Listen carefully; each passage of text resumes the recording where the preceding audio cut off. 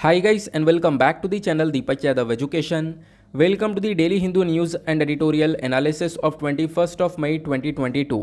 तो गाइज आज है तारीख 21 मई 2022 और है सैटरडे। देखेंगे आज के द हिंदू कंप्लीट न्यूज़पेपर को एनालाइज करेंगे। बट लेक्चर में आगे बढ़ने से पहले अगर आप लोग को इस लेक्चर का पीडीएफ चाहिए तो क्या करना है, सबसे पहले डाउनलोड करना है टेलीग्राम और फिर जाके सर्च बॉक्स में टाइप करना है दीपक यादव एजुकेशन।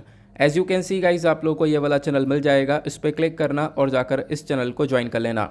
देखो अगर आप लोगों को इस तरीके से ये चैनल नहीं मिलता है तो नीचे डिस्क्रिप्शन बॉक्स में पीडीएफ लिंक के नाम से एक लिंक दिया गया है, जैसे उस पर क्लिक करोगे ये चैनल ऑटोमेटिकली ओपन हो जाएगा। इसको जाके ज्वाइन कर लेना। ज्वाइन करने से फ़ायदा क्या होगा, यहाँ पर डेली बेसिस पर लेक्चर का पीडीएफ मिल जाता है, डेली करंट अफेयर के वीडियो का पीडीएफ मिल जाता है और डेली बेसिस पर बहुत सारे डिजिटल नोट्स मिल जाते हैं। नाउ बढ़ते हैं आगे बढ़ने से पहले हमेशा की तरह हम लोग अपने लेक्चर को एक मैप के क्वेश्चन के साथ स्टार्ट करेंगे। तो आज आप सभी लोगों को मैप में जाकर देखना है दक्कम पोर्ट को। इसके स्पेलिंग है DUQM। तो इस पोर्ट को अच्छे से मैप में देखना है। देन उसके बाद आकर नीचे कमेंट सेक्शन में टाइप करना, जिससे कि आप लोग इसको लंबे समय तक याद रख पाओगे। साथ ही साथ एक क्वेश्चन सॉल्व करेंगे जो कि यूपीएससी प्रीवियस ईयर साल 2016 के प्रीलिम्स में पूछा गया था। डेली बेसिस पर हम लोग यहाँ पर एक प्रीवियस ईयर क्वेश्चन को भी सॉल्व करते हैं। हमने काफ़ी बार सस्टेनेबल डेवलपमेंट गोल्स यानी कि SDG के बारे में पढ़ रखा है और ये जो क्वेश्चन है ये भी SDG से ही रिलेटेड है। SDG को लेकर दो स्टेटमेंट दी गई हैं। पहला स्टेटमेंट बोलता यह है कि जो ये सस्टेनेबल डेवलपमेंट गोल्स हैं इनको सबसे पहली बार लाया गया था 1972 में एक global think tank club of Rome के थ्रू। ऑप्शन बी यानी स्टेटमेंट बी ये बोलता है कि जो ये SDG हैं इसको हमें अचीव करना है 2030 तक। अब इन स्टेटमेंट को देखते हुए आपको बताना यह है कि कौन सा स्टेटमेंट करेक्ट है। नीचे ऑप्शन दिए गए, ऑप्शन ए बोलता है कि फर्स्ट ओनली, ऑप्शन बी बोलता है सेकंड ओनली, ऑप्शन सी बोलता है दोनों ही करेक्ट हैं, या फिर ऑप्शन डी बोलता है दोनों में से कोई सा भी करेक्ट नहीं है। तो इसका सही आंसर आप सभी लोगों को नीचे कमेंट सेक्शन में देना है। एटलीस्ट सभी को इसमें पार्टिसिपेट करना है, जैसे मैं आप लोगों से डेली बेसिस पर बोलता हूँ। बाय द वे इसका जो करेक्ट आंसर है वो मैंने आपको टेलीग्राम पर प्रोवाइड करवा दिया है, वहाँ से भी चेकआउट कर सकते हो। अदरवाइज़ वहाँ पर आंसर नहीं मिलता है तो भी कोई परेशान होने की ज़रूरत नहीं है। वीडियो के लास्ट में इसके करेक्ट आंसर का डिस्कशन हम लोग करेंगे। तो चलो शुरुआत करते हैं। यह है आज का सबसे पहला आर्टिकल और एक बहुत ज़्यादा इंपॉर्टेंट आर्टिकल है हमारे एग्जामिनेशन के पॉइंट ऑफ व्यू से। अगर इस आर्टिकल को हम लोग अपने सिलेबस से रिलेट करना चाहें तो GS पेपर 2 और 3 दोनों के पॉइंट ऑफ व्यू से इंपॉर्टेंट होगा। GS पेपर 2 में हमारा टॉपिक आता है गवर्नमेंट पॉलिसीज़ एंड इंटरवेंशन का, और GS पेपर 3 के अंदर एक टॉपिक है साइबर सिक्योरिटी और साइबर वॉरफेयर का। तो इन्हीं टॉपिक से आप लोग इस आर्टिकल को रिलेट कर पाओगे। इस आर्टिकल में चर्चा की गई है पेगासस स्पाईवेयर के बारे में, जस्टिस RV रविंद्रन कमेटी के बारे में। तो ये सारी बातें तो हम लोग डिटेल से डिस्कस करेंगे ही, लेकिन उससे पहले इस न्यूज़ को समझ लेते हैं। इस न्यूज़ में क्या बोला गया कि सुप्रीम कोर्ट ने फ्राइडे कल था, तो सुप्रीम कोर्ट ने कल के दिन अपनी टेक्निकल कमेटी से यहाँ पर बोला है कि भाई यहाँ पर इनके पास कुछ मोबाइल फ़ोन्स रिसीव हुए हैं, मोबाइल डिवाइसेस रिसीव हुए हैं। लगभग वो 29 मोबाइल डिवाइसेस है जिनके अंदर पेगासस स्पाईवेयर देखने को मिला है। अब इसको लेकर क्या करना है, इस कमेटी को एक रिपोर्ट तैयार करनी है और आने वाले टाइम पर इसको एक रिपोर्ट पब्लिश करनी है। तो ये इन्फॉर्मेशन हमारे पास निकल कर आती है। आखिरकार ये पेगासस स्पाईवेयर का मामला क्या है, इसको थोड़ा सा समझते हैं, तब आपको एक क्लैरिटी मिलेगी। पिछले साल की बात है, पिछले साल पेगासस स्पाईवेयर बहुत ज़्यादा चर्चा में आया, लगभग सितंबर अक्टूबर के टाइम पर। यहाँ पे स्पाईवेयर क्या होता है, यानी जासूसी करने के लिए एक सॉफ्टवेयर है ये पेगासस स्पाईवेयर। बोला ये जा रहा था कि हमारे कंट्री के अंदर इस स्पाईवेयर का इस्तेमाल किया गया है, हमारी सरकार ने यहाँ पर इस्तेमाल किया है पॉलिटिशियंस, जर्नलिस्ट और एक्टिविस्ट के खिलाफ। तो ये चीज़ें यहाँ पर गवर्नमेंट के अगेंस्ट में यहाँ पर बोली जा रही थी। अब इसको लेकर पिटिशंस डाले गए सुप्रीम कोर्ट के अंदर। तो सुप्रीम कोर्ट ने बोला ठीक है, हम लोग इसकी सुनवाई करेंगे और हम लोग यहाँ पर इसको देखेंगे कि वाकई में सरकार ने इस चीज़ का इस्तेमाल किया है या नहीं किया है। और इसी चीज़ को देखते हुए सुप्रीम कोर्ट ने एक कमेटी बनाई जिसका नाम था जस्टिस RV रविंद्रन कमेटी। उस कमेटी के बारे में भी मैं आप लोगों को थोड़ी देर में बताऊंगा। अभी फ़िलहाल यहाँ पर आपको दो चार बातें और समझनी है। वो यह है कि जैसे यहाँ पर सुप्रीम कोर्ट ने इस कमेटी को बनाया, टेक्निकल कमेटी, इस कमेटी का काम यह है कि ये पता लगाए कि वाकई में सरकार ने पेगासस का इस्तेमाल किया है मोबाइल फ़ोन्स में या नहीं। क्योंकि यहाँ पर बोला ये जा रहा है कि जैसे पॉलिटिशियन, जर्नलिस्ट, एक्टिविस्ट, मैंने आपको ऑलरेडी बता दिया, इनके खिलाफ में या फिर इनके मोबाइल में इस स्पाईवेयर का इस्तेमाल किया गया है। तो इसकी जो भी डिटेल्स वगैरह हैं वो सब यहाँ पर पब्लिश करने के लिए ये जो कमेटी है ये तैयार की गई है, और ये कमेटी अब यहाँ पर पूरी तरह से एक रिपोर्ट तैयार करके हम लोगों को देने वाली है। तो अभी इसी चीज़ को देखते हुए सुप्रीम कोर्ट ने थोड़ा सा और समय दे दिया है इस पैनल को कि ये अपनी पूरी तरह से रिपोर्ट को सबमिट कर सके। क्लियर हुआ? तो ये मुद्दा यहाँ पर इस आर्टिकल में चलता हुआ नज़र आ रहा है। लेकिन क्या ये काम में आएगा हमारे एग्जामिनेशन में? आप देख पाओगे यहाँ पे कुछ भी इंपॉर्टेंट बात निकल कर नहीं आएगी, लेकिन क्वेश्चन डेफिनेटली बन सकता है। और वो क्वेश्चन बनेगा पेगासस स्पाईवेयर को लेकर या फिर इस कमेटी को लेकर। तो चलो इसके बारे में थोड़ी सी जानकारी हम लोग ले लेते हैं। अच्छा, पेगासस स्पाईवेयर क्या है, पूरा बेसिक से हम लोग समझते हैं। सबसे पहली चीज़, पेगासस आपको ये वाला एक जानवर देखने को मिलेगा, एक हॉर्स है जिसके बड़े बड़े विंग्स हैं। अच्छा, एक चीज़ और बताओ, पेगासस और यूनिकॉर्न के बीच में क्या डिफरेंस होता है? ज़रा नीचे कमेंट सेक्शन में टाइप करना, हमने थोड़े दिनों पहले इसको डिस्कस भी किया था। तो पेगासस इस वाले हॉर्स का नाम है जिसके बड़े बड़े विंग्स आपको देखने को मिलते हैं, इसी के नाम पे इस स्पाईवेयर का नाम रखा गया है। अब ये जो पेगासस स्पाईवेयर है, ये एक ऐसा स्पाईवेयर है जो कि अगर दूसरे व्यक्ति के फ़ोन में डाल दिया जाए तो उस व्यक्ति की एक प्रॉपर जासूसी की जा सकती है। स्पाई मतलब होता है क्या है? जासूसी करना, और उसी के लिए इस सॉफ्टवेयर को तैयार किया गया है। अब ये जो स्पाईवेयर है कर क्या कह सकता है? तो देखो यहाँ पे मैं आपको बताता हूँ कि मान लो अगर हमें किसी व्यक्ति की जासूसी करनी है, उसके बारे में इंफॉर्मेशन लेनी है, तो उसके मोबाइल फ़ोन में ये स्पाईवेयर डाला जा सकता है। तो पहला क्वेश्चन आपके दिमाग में आएगा, इस स्पाईवेयर को हम लोग डाल कैसे सकते हैं? तो इस स्पाईवेयर को एक एसएमएस के माध्यम से, व्हाट्सएप कॉल के माध्यम से, मैसेज के माध्यम से, या कुछ और तरीका भी हो सकता है, तो इसके माध्यम से किसी भी व्यक्ति के फ़ोन में इस स्पाईवेयर को इंस्टॉल कर सकते हैं। आज के टाइम पर चीज़ें काफ़ी एडवांस लेवल पर हो चुकी हैं। वो ये है कि एक मिस कॉल आएगी इनके फ़ोन पर, और उस जैसी मिस कॉल वो आएगी, उस मिस कॉल के थ्रू यहाँ पे क्या होगा, पेगासस स्पाईवेयर इनके फ़ोन में इंस्टॉल हो जाएगा और वो मिस कॉल जो है वो भी डिलीट हो जाएगी। तो इस प्रकार की चीज़ें आज के टाइम पर इस पेगासस स्पाईवेयर के अंदर देखने को मिलती हैं।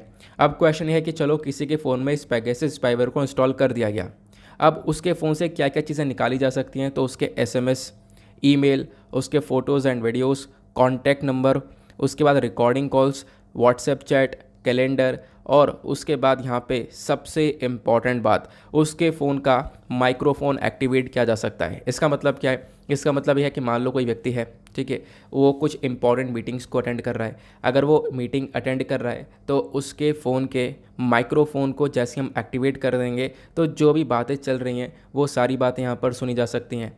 कैमरे को एक्टिवेट किया जा सकता है, जीपीएस डेटा को एक्टिवेट किया जा सकता है। तो ये सारी चीज़ें यहाँ पर की जा सकती हैं अगर किसी भी व्यक्ति के फ़ोन में इस पेगासस स्पाईवेयर को डाल दिया जाए तो।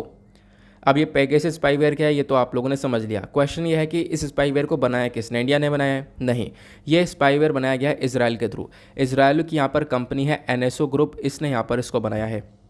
और मैंने आपको बताया ना कि आज के टाइम पर एक एडवांस लेवल पर ये मामला पहुंच चुका है, ज़ीरो क्लिक अटैक पर पहुंच चुका है। इसका मतलब क्या है? देखो, अभी तक पहले भी ऐसे काम हुआ करते थे, पहले भी इतने खतरनाक या जासूसी वाले सॉफ्टवेयर्स हुआ करते थे, लेकिन पहले क्या था कि आपके पास एक लिंक आएगा, जब तक उस पर क्लिक नहीं करोगे तब तक वो इंस्टॉल नहीं होगा।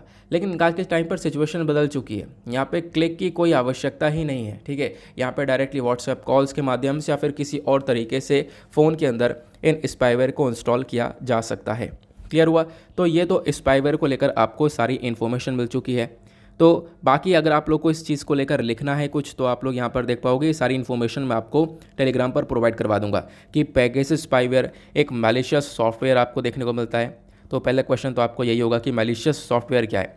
तो मैलिशियस सॉफ्टवेयर यहाँ पर एक प्रकार का सॉफ्टवेयर होता है जिसको डिज़ाइन किया जाता है ताकि वो कंप्यूटर सर्वर, कंप्यूटर नेटवर्क को यहाँ पर डैमेज कर सके, उस सर्वर को डैमेज करके यहाँ पर क्या कर सके, जासूसी कर सके, ठीक है। तो पेगासस के बारे में भी यहाँ पर यही बोला जाता है। इसको डेवलप किया इजराइल की फर्म, यानी इजराइल की कंपनी एनएसओ ग्रुप, इसने, जिसको सेटअप किया गया था 2010 में। उसके बाद यहाँ पर इस पूरे स्पाईवेयर को बनाया गया। और आज के टाइम पर ज़ीरो क्लिक अटैक मैंने आपको बता दिया कि भाई क्लिक करने की आवश्यकता भी नहीं है। ये इस प्रकार से आज के टाइम पर चीज़ें डेवलप हो चुकी हैं। अब क्वेश्चन यह है कि हम लोग देख रहे थे कि पिछले साल इसकी काफ़ी चर्चा हुई, क्यों? बोला जा रहा था कि सरकार ने इसका इस्तेमाल किया है, तो किस किस को टारगेट ज़्यादातर किया गया है स्पाईवेयर का? तो इस स्पाईवेयर का यूज़ करके सबसे ज़्यादा टारगेट किया गया है ह्यूमन राइट एक्टिविस्ट को, जर्नलिस्ट को, लॉयर्स को। तो इन्हीं लोगों को सबसे ज़्यादा टारगेट बनाया गया, इन्हीं के सबसे ज़्यादा फ़ोन्स को यहाँ पर ट्रैक किया गया है। और ऐसा यहाँ पर आप देख पाओगे इंडिया के अंदर नहीं हुआ है। इंडिया को लेकर तो अभी यहाँ पर एक रिपोर्ट तैयार की जा रही है और कमेटी बैठी हुई है, वो कमेटी यहाँ पर पूरी तरह से एनालिसिस कर रही है कि वाकई में हुआ है या नहीं हुआ है। लेकिन दूसरे कंट्रीज़ के अंदर भी ऐसा देखने को मिला है। इनफैक्ट यहाँ पर ये जो स्पाईवेयर है, ये जो टेक्नोलॉजी है, ये सऊदी अरेबिया ने यहाँ पर इजराइल से परचेज़ करी है, दैन उसके बाद यहाँ पर बांग्लादेश ने परचेज़ करी है, बहुत सारे देशों ने यहाँ पर इसको परचेज़ भी किया है ताकि वो अपने कंट्री के अंदर इस प्रकार से स्पाईवेयर का इस्तेमाल कर सकें। क्लियर हुआ? तो इतनी इन्फॉर्मेशन मिल चुकी है, ये आपको समझ में आ गया। अब बात करते हैं इस कमेटी के बारे में, फिर उसके बाद कुछ और इंपॉर्टेंट बातें मैं आप लोगों को बताऊंगा। ये तो हमने डिस्कस कर लिया पूरा का पूरा स्पाईवेयर के बारे में। अब इसी स्पाईवेयर को देखते हुए कि भाई यह वाकई में एक कंसर्न वाली बात बन जाती है, तो इस चीज़ को देखते हुए सुप्रीम कोर्ट ने एक कमेटी को बनाया और उस कमेटी का नाम दिया गया जस्टिस RV रविंद्रन कमेटी। ठीक है, तो ये रविंद्रन कमेटी जो है, इसने यहाँ पर पूरी तरह से आप कह सकते हो केस लिया इस पेगासस स्पाईवेयर का, और वो आज के टाइम पर इस पूरे केस को देख रही है। अब इस कमेटी के अंदर अपने आप में ही बड़े बड़े दिग्गज लोग हैं, एक्सपर्ट्स लोग आपको देखने को मिलेंगे, जैसे कि ये यहाँ पर टीम के एक्सपर्ट्स हो गए। जस्टिस RV रविंद्रन खुद हैं, इन्हीं के नाम पे इस कमेटी का नाम दिया गया है। ये एक्स जज रह चुके हैं। ठीक है, तो इस कमेटी को ये देख रहे हैं। इस कमेटी के अंदर और कौन कौन से मेंबर्स हैं, तो नवीन कुमार चौधरी। ठीक है, अब नवीन कुमार चौधरी के बारे में आप लोग यहाँ पर देख पाओगे, एक प्रोफेसर हैं साइबर सिक्योरिटी डिजिटल फॉरेंसिक्स के। उसके बाद इधर यहाँ पर हैं प्रभरन, ये स्कूल ऑफ इंजीनियरिंग अमृता विश्वा विद्यापीठन अमृतपुरी के यहाँ पर ये देखने को मिलेंगे। उसके बाद इधर एक व्यक्ति आपको देखने को मिल जाएंगे अश्विन अनिल गुमस्ते। तो ये जो तीनों व्यक्ति हैं, ये यहाँ पर टेक्निकल कमेटी के थ्रू काम करने वाले, मतलब कि टेक्निकल वे में काम करने वाले हैं।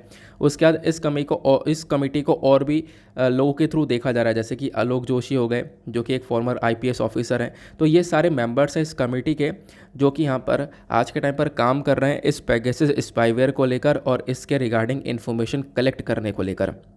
तो सुप्रीम कोर्ट ने इस कमेटी को बनवाया था, और एग्जैक्टली आप कह सकते हो बनाया था, ताकि चेक किया जा सके। और साथ ही साथ यहाँ पर बोला गया, ये जो एक्सपर्ट कमेटी है, इसको जो बनाया गया है, इसके पीछे का क्या कारण है। सुप्रीम कोर्ट ने यहाँ पर यह बोला कि देखो, अगर ऐसा है कि पेगासस स्पाईवेयर का इस्तेमाल हुआ है, तो इससे क्या हो रहा है, फंडामेंटल राइट्स लोगों के वायलेट हो रहे हैं, क्योंकि लोगों के पास में राइट टू प्राइवेसी है। राइट टू प्राइवेसी एक फंडामेंटल राइट है, आपको पता होगा। एक केस हुआ था, केस पुत्तास्वामी केस 2017 का, उसके बाद यहाँ पर एक फंडामेंटल राइट बनाया गया इसको।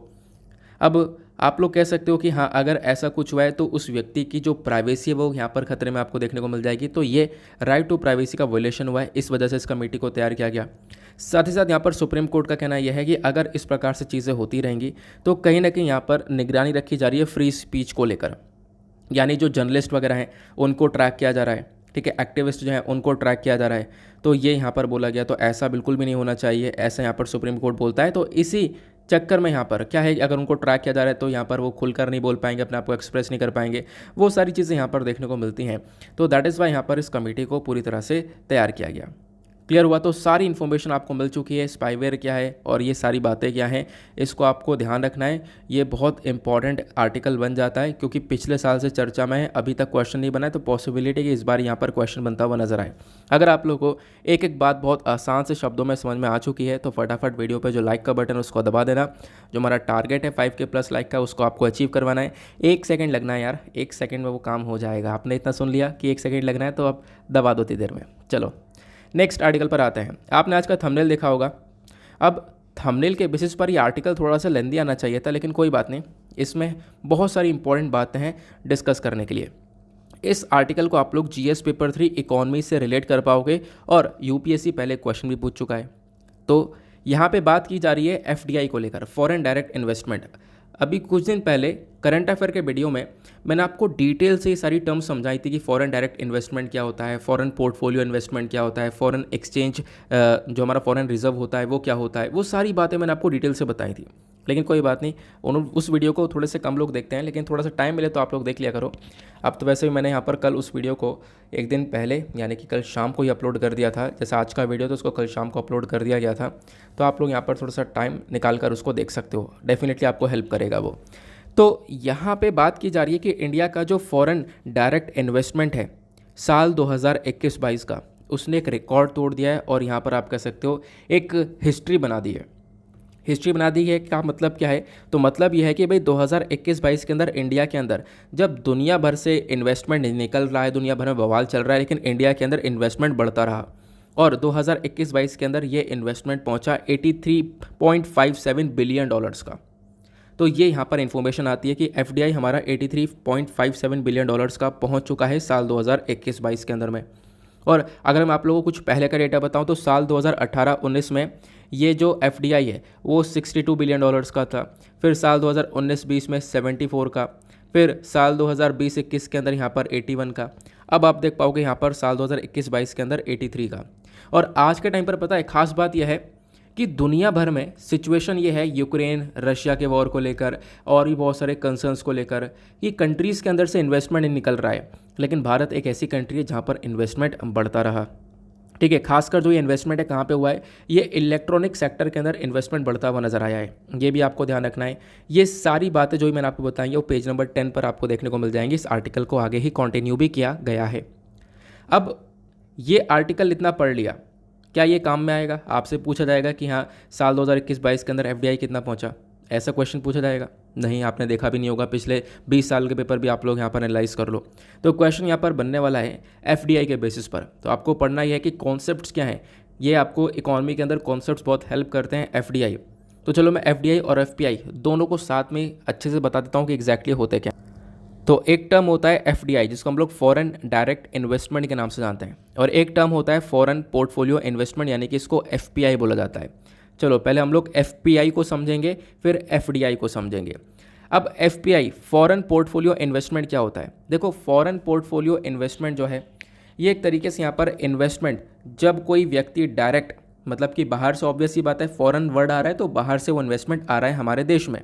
अब जब वो बाहर से इन्वेस्टमेंट आ रहा है तो वो व्यक्ति कहाँ पे कर रहा है?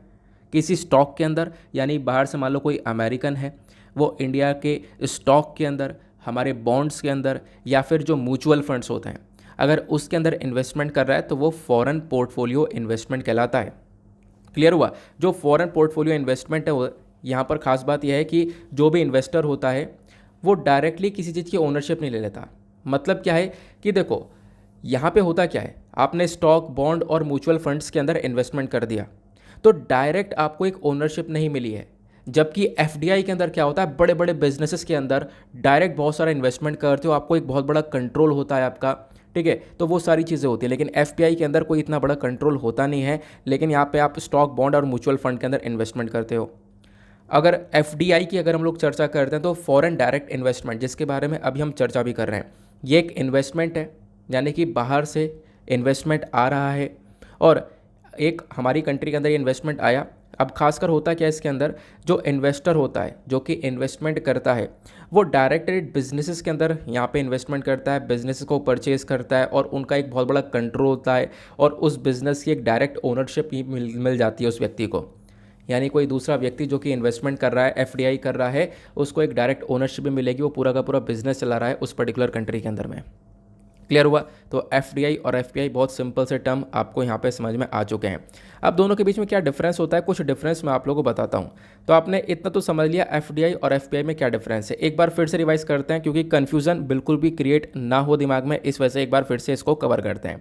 एफडीआई का मतलब क्या है? एक ऐसा इन्वेस्टमेंट करना, बाहर का कोई व्यक्ति है वो हमारे कंट्री में इन्वेस्टमेंट कर रहा है। अब वो जो इन्वेस्टमेंट कर रहा है तो यहाँ पर क्या होगा, वो बेसिकली यहाँ पर एक बड़े से बिजनेस के अंदर यहाँ पर कर रहा है, उसका एक बहुत बड़ा एक तरीके से ओनरशिप यहाँ पे उसको मिल जाएगी। लेकिन एफपीआई के अंदर क्या होता है, वो बेसिकली हमारे स्टॉक, बॉन्ड और जो भी हमारे म्यूचुअल फंड है उसके अंदर इन्वेस्टमेंट करता है। तो एक छोटा सा इन्वेस्टमेंट आपको देखने को मिलेगा। जो एफडीआई होता है वो एक एक्टिव इन्वेस्टर होता है, इन्वेस्टमेंट करने के बाद उसको और भी बहुत अच्छी तरीके से उस बिजनेसेस के ऊपर ध्यान देना है। लेकिन एफपीआई के अंदर क्या होता है, वो पैसिव इन्वेस्टर होता है, वो इन्वेस्टमेंट करके थोड़े टाइम के लिए छोड़ देता है।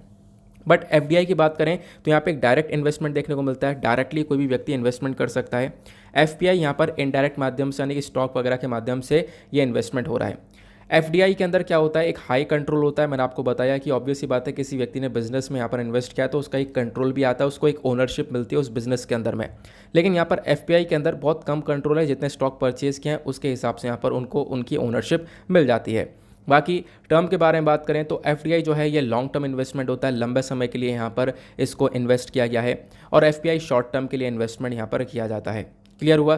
तो ये यहाँ पर आप लोग कुछ बातें ध्यान में रख सकते हो एफडीआई और एफपीआई को लेकर, इंपॉर्टेंट चीज़ें हैं। हाँ, ये तो यहाँ पर क्वेश्चन ये चीज़ हो गई। अब यूपीएससी ने साल 2013 में क्वेश्चन पूछा था, ये एफडीआई एफपीआई को लेकर नहीं है, ये क्वेश्चन है फॉरेन एक्सचेंज रिजर्व को लेकर। अरे यार आंसर तो लिखा हुआ है, ठीक है, मैंने सोचा था ये क्वेश्चन में पूछूंगा, अब ये आंसर तो लिखा हुआ है, आंसर तो आप लोगों ने देख लिया। चलो इसको एक बार थोड़ा सा डिस्कस कर लेते हैं। एक और टर्म आपको पता चल जाएगी, foreign exchange reserve. Foreign exchange reserve आपको पता है ना, यानी कि यहाँ पे एक जो देश होता है वो यहाँ पर जैसे कि इंडिया है या फिर कोई भी कंट्री है, तो वो यहाँ पर बहुत सारा फॉरेन एक्सचेंज रिजर्व मेंटेन करके चलता है। जैसे इंडिया का जो फॉरेन एक्सचेंज रिजर्व है वो अभी रिसेंट डेज में उसमें गोल्ड वगैरह बढ़ चुका था, हमने आर्टिकल कवर किया था। तो फॉरेन एक्सचेंज रिजर्व यानी कि विदेशी मुद्रा का भंडार हम लोग रखते हैं ताकि अपने कंट्री के मार्केट को स्टेबल कर सकें, इकॉनमी को स्टेबल कर सकें। इस फॉरेन एक्सचेंज रिजर्व के अंदर क्या क्या चीज़ें आती हैं, ये सिंपल सा क्वेश्चन डायरेक्टली पूछा गया था। फॉरेन करेंसी, पहला स्टेटमेंट बोलता है कि foreign currency asset, special drawing right, loan तो आता नहीं है, तो स्टेटमेंट 1 में लोन आपको देखने को मिलेगा, तो पहला ऑप्शन तो वैसे ही गलत हो गया। दूसरा ऑप्शन फॉरेन करेंसी एसेट होता है, गोल्ड होल्डिंग्स होती हैं और स्पेशल ड्राइंग राइट्स होती हैं, हाँ ये सारी चीज़ें होती हैं। अच्छा आप एक चीज़ बताओ, फॉरेन करेंसी एसेट हो गया, गोल्ड होल्डिंग्स हो गई और उसके बाद स्पेशल ड्राइंग राइट हो गया, इसके अलावा भी एक और चीज़ होती है फॉरेन एक्सचेंज रिजर्व के अंदर आती है। वो चौथी चीज़ क्या है, आप लोग नीचे कमेंट सेक्शन में उसका नाम बता सकते हो, ठीक है। तो बाकी तो इसका आंसर था, वरना तो एक डिटेल से एनालिसिस हम लोग करते हैं, आपसे यहाँ पर इस क्वेश्चन का आंसर पूछा जाता। तो फिलहाल तो आपको एफपीआई वर्सेस एफडीआई समझ में आ चुका है। आगे बढ़ते हैं नेक्स्ट आर्टिकल की तरफ। नाउ नेक्स्ट आर्टिकल बहुत ज़्यादा इंपॉर्टेंट होने वाला है, खासकर जीएस पेपर 3 एनवायरमेंट्स आप इसको रिलेट कर पाओगे। यहाँ पे चर्चा की गई है 3 एलिफेंट्स की जान गई है ओडिशा के अंदर, और वो जो एलिफेंट हैं वो ट्रेन से टकरा गए, उसके बाद यहाँ पर उनकी जान गई है। तो आप कहोगे इस आर्टिकल में तो कुछ इंपॉर्टेंट है ही नहीं, मतलब ऐसे कुछ पूछा जाता है क्या? नहीं, ऑब्वियस ही बात है नहीं पूछा जाता है, लेकिन अभी मैं आपको कुछ बैकग्राउंड इन्फॉर्मेशन देने वाला हूँ और कुछ यूपीएससी क्वेश्चन दिखाने वाला हूँ कि यूपीएससी ने 3-4 क्वेश्चन किस चीज़ को लेकर पूछे हैं और कैसे क्वेश्चन बन जाते हैं और आपको पढ़ना क्या है, ठीक है। तो इस आर्टिकल में आप थोड़ा सा इस आर्टिकल को रिलेट कर पाओगे ह्यूमन और मैन कॉन्फ्लिक्ट से भी, तो वो टॉपिक हमारे लिए बेहद इंपॉर्टेंट बन चुका है आज के लिए। थोड़ा सा चलो चर्चा करते हैं डिटेल में। यहाँ पे हम लोगों ने चर्चा की है एलिफेंट्स के बारे में कि जो एलिफेंट्स है वो अभी टकराए ट्रेन से और उनकी डेथ हो गई है। एलिफेंट्स को लेकर कुछ इन्फॉर्मेशन मैं आपको देने वाला हूँ, वो बेहद इंपॉर्टेंट है, चाहो तो नोट डाउन कर लेना, बाकी मैं आपको पीडीएफ में ये चीज़ें तो प्रोवाइड करवाई देता हूँ। तो इन्फॉर्मेशन की बात करें तो इंडिया के अंदर लगभग आपको 27,000 के आसपास एशियन एलिफेंट्स देखने को मिलते हैं, और एशियन एलिफेंट की सबसे ज़्यादा जो पॉपुलेशन आपको भारत में देखने को मिलेगी। और एलिफेंट का भी सेंसस होता है, सेंसस मतलब इनकी एक जनगणना की कितनी पॉपुलेशन है। तो 2017 का जो एलिफेंट का सेंसस है, इस सेंसस के हिसाब से पता ये चलता है कि कर्नाटका के अंदर सबसे ज़्यादा एलिफेंट्स हैं। तो कर्नाटका के अंदर हाईएस्ट नंबर ऑफ एलिफेंट्स हैं, लगभग 6,000 से ज़्यादा। उसके बाद असम के अंदर 5,000 से ज़्यादा और केरला के अंदर 3,000 से ज़्यादा। तो आप कहोगे ये सब क्यों बता रहे हो, अभी आगे बताऊँगा क्यों बता रहा हूँ मैं ये सारी बातें, ठीक है। अब जब हम लोग बात करते हैं एलिफेंट्स की, तो आपको 2 टाइप के एलिफेंट्स देखने को मिलते हैं, एक एशियन एलिफेंट और दूसरा अफ्रीकन एलिफेंट, ठीक है। यहाँ पे आप देख पाओगे एशियन एलिफेंट की जब हम चर्चा करते हैं तो यहाँ पर एशियन एलिफेंट के आपको 3 प्रजातियाँ देखने को मिलती हैं, एक इंडियन, दूसरा सुमत्रन और तीसरा श्रीलंकन। तो ये 3 प्रकार के एशियन एलिफेंट्स होते हैं। ये जो एलिफेंट होता है एशियन एलिफेंट, खासकर अगर हम लोग पूरे बात करें एलिफेंट की, तो एलिफेंट हर्ड यानी जो एलिफेंट्स का झुंड होता है जब सब साथ में चढ़ते हैं, तो इस एलिफेंट के झुंड को यहाँ पे लीड कौन करता है या आगे सबसे ज़्यादा कौन चलता है, तो यहाँ पर एक लार्जेस्ट जो फीमेल मेंबर है वो यहाँ पर इसको लीड करती है। आगे फीमेल मेंबर यहाँ पर इस पूरे झुंड को लेकर चलती है। तो आपको होगा क्या बकवास है, मतलब कि ये क्या पढ़ा रहे हो, ये किसी काम का है? थोड़ी देर वेट करो, अभी हम लोग आगे बात करेंगे, ठीक है। फिर उसके बाद यहाँ पर एलिफेंट्स के बारे में चर्चा करें तो एलिफेंट्स का एक लॉन्गेस्ट जेस्टेशनल पीरियड होता है। जेस्टेशनल पीरियड यहाँ पे आप कह सकते हो कि लगभग ये एक तरीके से पीरियड होता है प्रेगनेंसी के टाइम का, यानी कि जब एक मदर के वॉम्ब में जो बच्चा है वो ग्रो हो रहा है, तो उस पीरियड को हम लोग बोलते हैं जेस्टेशनल पीरियड। तो सबसे लंबा जेस्टेशनल पीरियड एलिफेंट का होता है, लगभग 680 डेज़ का। और इनफैक्ट यहाँ पे बोला गया अगर कोई एलिफेंट फीमेल है तो यहाँ पर वो लगभग अगर उसकी उम्र 14 है तो 14 से 45 साल 14 से 45 ईयर्स के बीच में भी यहाँ पर वो फीमेल एलिफेंट एक बच्चे को जन्म दे सकती है। आज के टाइम पर एशियन एलिफेंट की या फिर एलिफेंट्स की जो पॉपुलेशन है वो लगभग 20,000 के आसपास, 20,000 से 40,000 के आसपास आपको देखने को मिल जाती है। क्लियर हुआ? तो कहोगे ये सारी बातें ये बकवास क्यों बताई, हमारे काम की है? तो अभी आपको मैं एक चीज़ दिखाता हूँ। ये यूपीएससी ने साल 2022 में एक क्वेश्चन पूछा है, सॉरी साल 2022 कह रहा हूँ, साल 2020 में, ये 22 लिख दिया है, सॉरी, इसको साल 2020 का लेना। साल 2020 का एक क्वेश्चन है जो कि आप लोग देख सकते हो, ठीक है। क्वेश्चन यहाँ पर क्या है आप देख पाओगे, आई होप आप इसको सॉल्व भी कर पाओगे। और इनफैक्ट ये दूसरा ही क्वेश्चन है। क्वेश्चन ये है, with reference to Indian elephant, आपको 4 स्टेटमेंट दिए गए हैं, बताना है कि कौन सा स्टेटमेंट करेक्ट है। अब जितनी भी हमने बकवास करी ना, वो बकवास यहाँ पे काम में आएगी। पहला स्टेटमेंट ये बोलता है कि लीडर जो होता है एलिफेंट ग्रुप का वो एक फीमेल होती है, अभी हमने पढ़ा है। तो मतलब पहला स्टेटमेंट करेक्ट है कि यहाँ जो एलिफेंट का ग्रुप होता है उसमें लीडर एक फीमेल होती है। स्टेटमेंट 2 बोलता है कि जो मैक्सिमम जेस्टेशन पीरियड होता है एलिफेंट का वो 22 मंथ्स का होता है। ये भी हम लोगों ने अभी डिस्कस किया कितने दिन का होता है और मंथ का कितना होता है ना। तो दूसरा स्टेटमेंट भी करेक्ट है। तीसरा स्टेटमेंट ये बोलता है कि जो एक एलिफेंट है वो यहाँ पर एक फीमेल एलिफेंट एक बच्चे को जन्म दे सकता है 40 ईयर्स तक बस। तो ऐसा तो नहीं है, अभी हमने डिस्कस किया 14 से लेकर 45 ईयर्स तक यहाँ पर वो जन्म दे सकता है। तो तीसरा स्टेटमेंट हो गया इनकरेक्ट। फिर एक चौथा स्टेटमेंट आता है। चौथा स्टेटमेंट में यहाँ पे बोला गया, अगर हम लोग बात करें सभी राज्यों की जो कि भारत के अंदर हैं, इसमें से सबसे ज़्यादा जो पॉपुलेशन है, जनसंख्या है एलिफेंट्स की, वो केरला में है। तो चौथा स्टेटमेंट भी करेक्ट है, क्योंकि केरला में तो नहीं है, क्योंकि अभी हमने डिस्कस किया कर्नाटका के अंदर सबसे ज़्यादा पॉपुलेशन है। क्योंकि 2017 के सेंसस के अकॉर्डिंग पता चलता है कर्नाटका के अंदर 6000 से ज़्यादा एलिफेंट्स हैं। क्लियर हुआ? तो यहाँ पर हमने इसको अच्छे से एनालाइज किया, फर्स्ट और सेकंड जो स्टेटमेंट है वो करेक्ट हो जाएगा। तो इसका आंसर आपको 1 या फिर ए देखने को मिल जाएगा। क्लियर हुआ? तो ये क्वेश्चन यहाँ पे बन गया था। तो इसी वजह से मैंने सोचा मैं आपके साथ में सारी इन्फॉर्मेशन डिस्कस करूँ। ये सारी इन्फॉर्मेशन मैंने आपको दे दी है, ये सब मैं आपको PDF में भी दे दूँगा।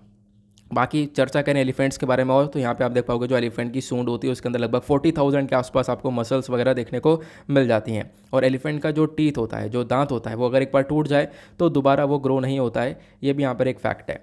बाकी मैंने आपको बताया 2 प्रकार के एलिफेंट्स होते हैं, एशियन और अफ्रीकन। जब हम लोग बात करते हैं एशियन और अफ्रीकन की, तो दोनों इस प्रकार से आपको देखने को मिलेंगे। दोनों के बीच में कुछ डिफरेंस होता है, डिफरेंस आपको कवर कर लेना है, इंपॉर्टेंट है, फिर से क्वेश्चन बनने के पूरे चांसेस हैं, क्योंकि काफ़ी चर्चा में रहता है। जब हम लोग एशियन एलिफेंट की बात करते हैं तो ऑलरेडी हम इसके बारे में डिस्कशन कर चुके हैं। कर्नाटका के अंदर सबसे ज़्यादा पॉपुलेशन है, प्लस यहाँ पे 3 प्रकार की प्रजातियाँ हैं, वो सब हम लोग ऑलरेडी चर्चा कर चुके हैं।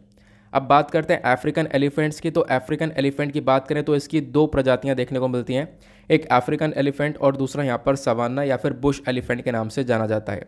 इनकी जो दुनिया भर के अंदर पॉपुलेशन है वो 4 लाख के आसपास आपको देखने को मिलेगी। अब जो बात बताने वाला हूँ बहुत इंपॉर्टेंट है। ऊपर यहाँ पर एशियन एलिफेंट है और नीचे अफ्रीकन एलिफेंट। इनका IUCN स्टेटस और साइट्स, ये दोनों आपको पता होना चाहिए। IUCN status, wild life protection act और साइट। जब भी किसी एनिमल के बारे में पढ़ो तो हमेशा देखना प्रीवियस ईयर में जो क्वेश्चन पूछे गए हैं वो उसका IUCN स्टेटस पूछा गया है, या तो फिर वाइल्ड लाइफ प्रोटेक्शन एक्ट पूछा गया है, या फिर साइट्स के बारे में पूछा गया, मतलब कि इन एक्ट के अंदर कहाँ पर वो स्टैंड करता है। तो एशियन एलिफेंट IUCN के अंदर इंडेंजर्ड कैटेगरी के अंदर है, मतलब इसकी जनसंख्या भी खतरे में है, इसको बचाने की आवश्यकता है। और वाइल्ड लाइफ प्रोटेक्शन एक्ट के अंदर शेड्यूल 1 के अंदर डाला गया है, यानी कि इसको एक रिगोरस प्रोटेक्शन की आवश्यकता है। वाइल्ड लाइफ प्रोटेक्शन एक्ट 1972 ये बोलता है, इसका शेड्यूल 1 ये बोलता है कि जो भी जानवर अगर शेड्यूल 1 के अंदर डाल दिया जाएगा तो उस स्पीशी को एक प्रोटेक्शन की ज़रूरत है, एक भरपूर मात्रा में। और अगर कोई उसकी यहाँ पर हंटिंग वगैरह करता है तो उसके ऊपर पेनल्टी वगैरह चार्ज की जाएगी। उसके बाद यहाँ पर तीसरा जो साइट्स है, इसके अंदर यहाँ पे आप देख पाओगे जो एशियन एलिफेंट है, इसका जो साइट्स का स्टेटस है वो अपेंडिक्स 1 के अंदर आता है। अब ये साइट्स क्या होता है तो थोड़ा सा मैं आपको इसके बारे में बता देता हूँ। साइट्स की फुल फॉर्म है convention on international trade in endangered species of wild life फोना एंड फ्लोरा, ये इसकी फुल फॉर्म है। ये बेसिकली बात करता है इंटरनेशनल ट्रेड को लेकर, व्यापार को लेकर। तो इसके अंदर अपेंडिक्स आपको देखने को मिलते हैं, अलग अलग अपेंडिक्स हैं। तो अभी एशियन एलिफेंट को अपेंडिक्स 1 के अंदर डाला गया है।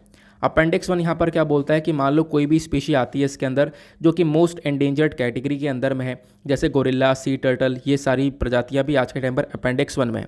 तो मतलब वो खतरे में है, और वो खतरे में है पहले से ही, तो उसका जो व्यापार है, खासकर इंटरनेशनल व्यापार है, उसके ऊपर रोक लगा देता है।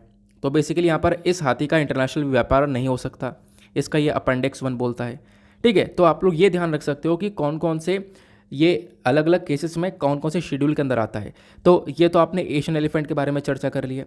अब अफ्रीकन एलिफेंट्स के बारे में चर्चा करें तो इसका IUCN स्टेटस वल्नरेबल कैटेगरी के अंदर है। मतलब कि वल्नरेबल के मतलब अगेन वही आप कह सकते हो कि इसकी जनसंख्या भी काफ़ी खतरे में है और आने वाले टाइम पर कभी भी ख़त्म हो सकती है। क्योंकि एक बार सिचुएशन ऐसी हो गई थी, ये साल 2020 की बात है, बोत्सवाना जो कि अफ्रीका के अंदर आपको देखने को मिलता है, बोत्सवाना के अंदर 100 से ज़्यादा हाथी यहाँ पर एक साथ मर गए थे। तो उसके बाद यहाँ पर इसकी जनसंख्या के अंदर एक बहुत बड़ा गिरावट देखने को मिल गया था। 100 हाथी एक साथ मर गए थे। हाँ, ऐसा हुआ था सैनो बैक्टीरिया की वजह से, जिसको लेकर UPSC ने क्वेश्चन पूछा था और हम लोगों ने इसके बारे में पढ़ रखा था। क्लियर हुआ? ये बातें आपको समझ में आ रही है ना एक एक करके? आई होप आप लोगों को सब कुछ बहुत अच्छे से क्लियर हो रहा है। डेफिनेटली आपको ये बहुत हेल्प करेगा।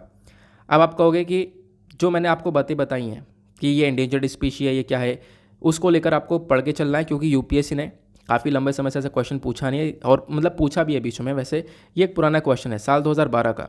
तो यहाँ पे अलग अलग जानवरों के नाम दे दिए गए, ऑप्शन ए के अंदर, option B, option C, option D.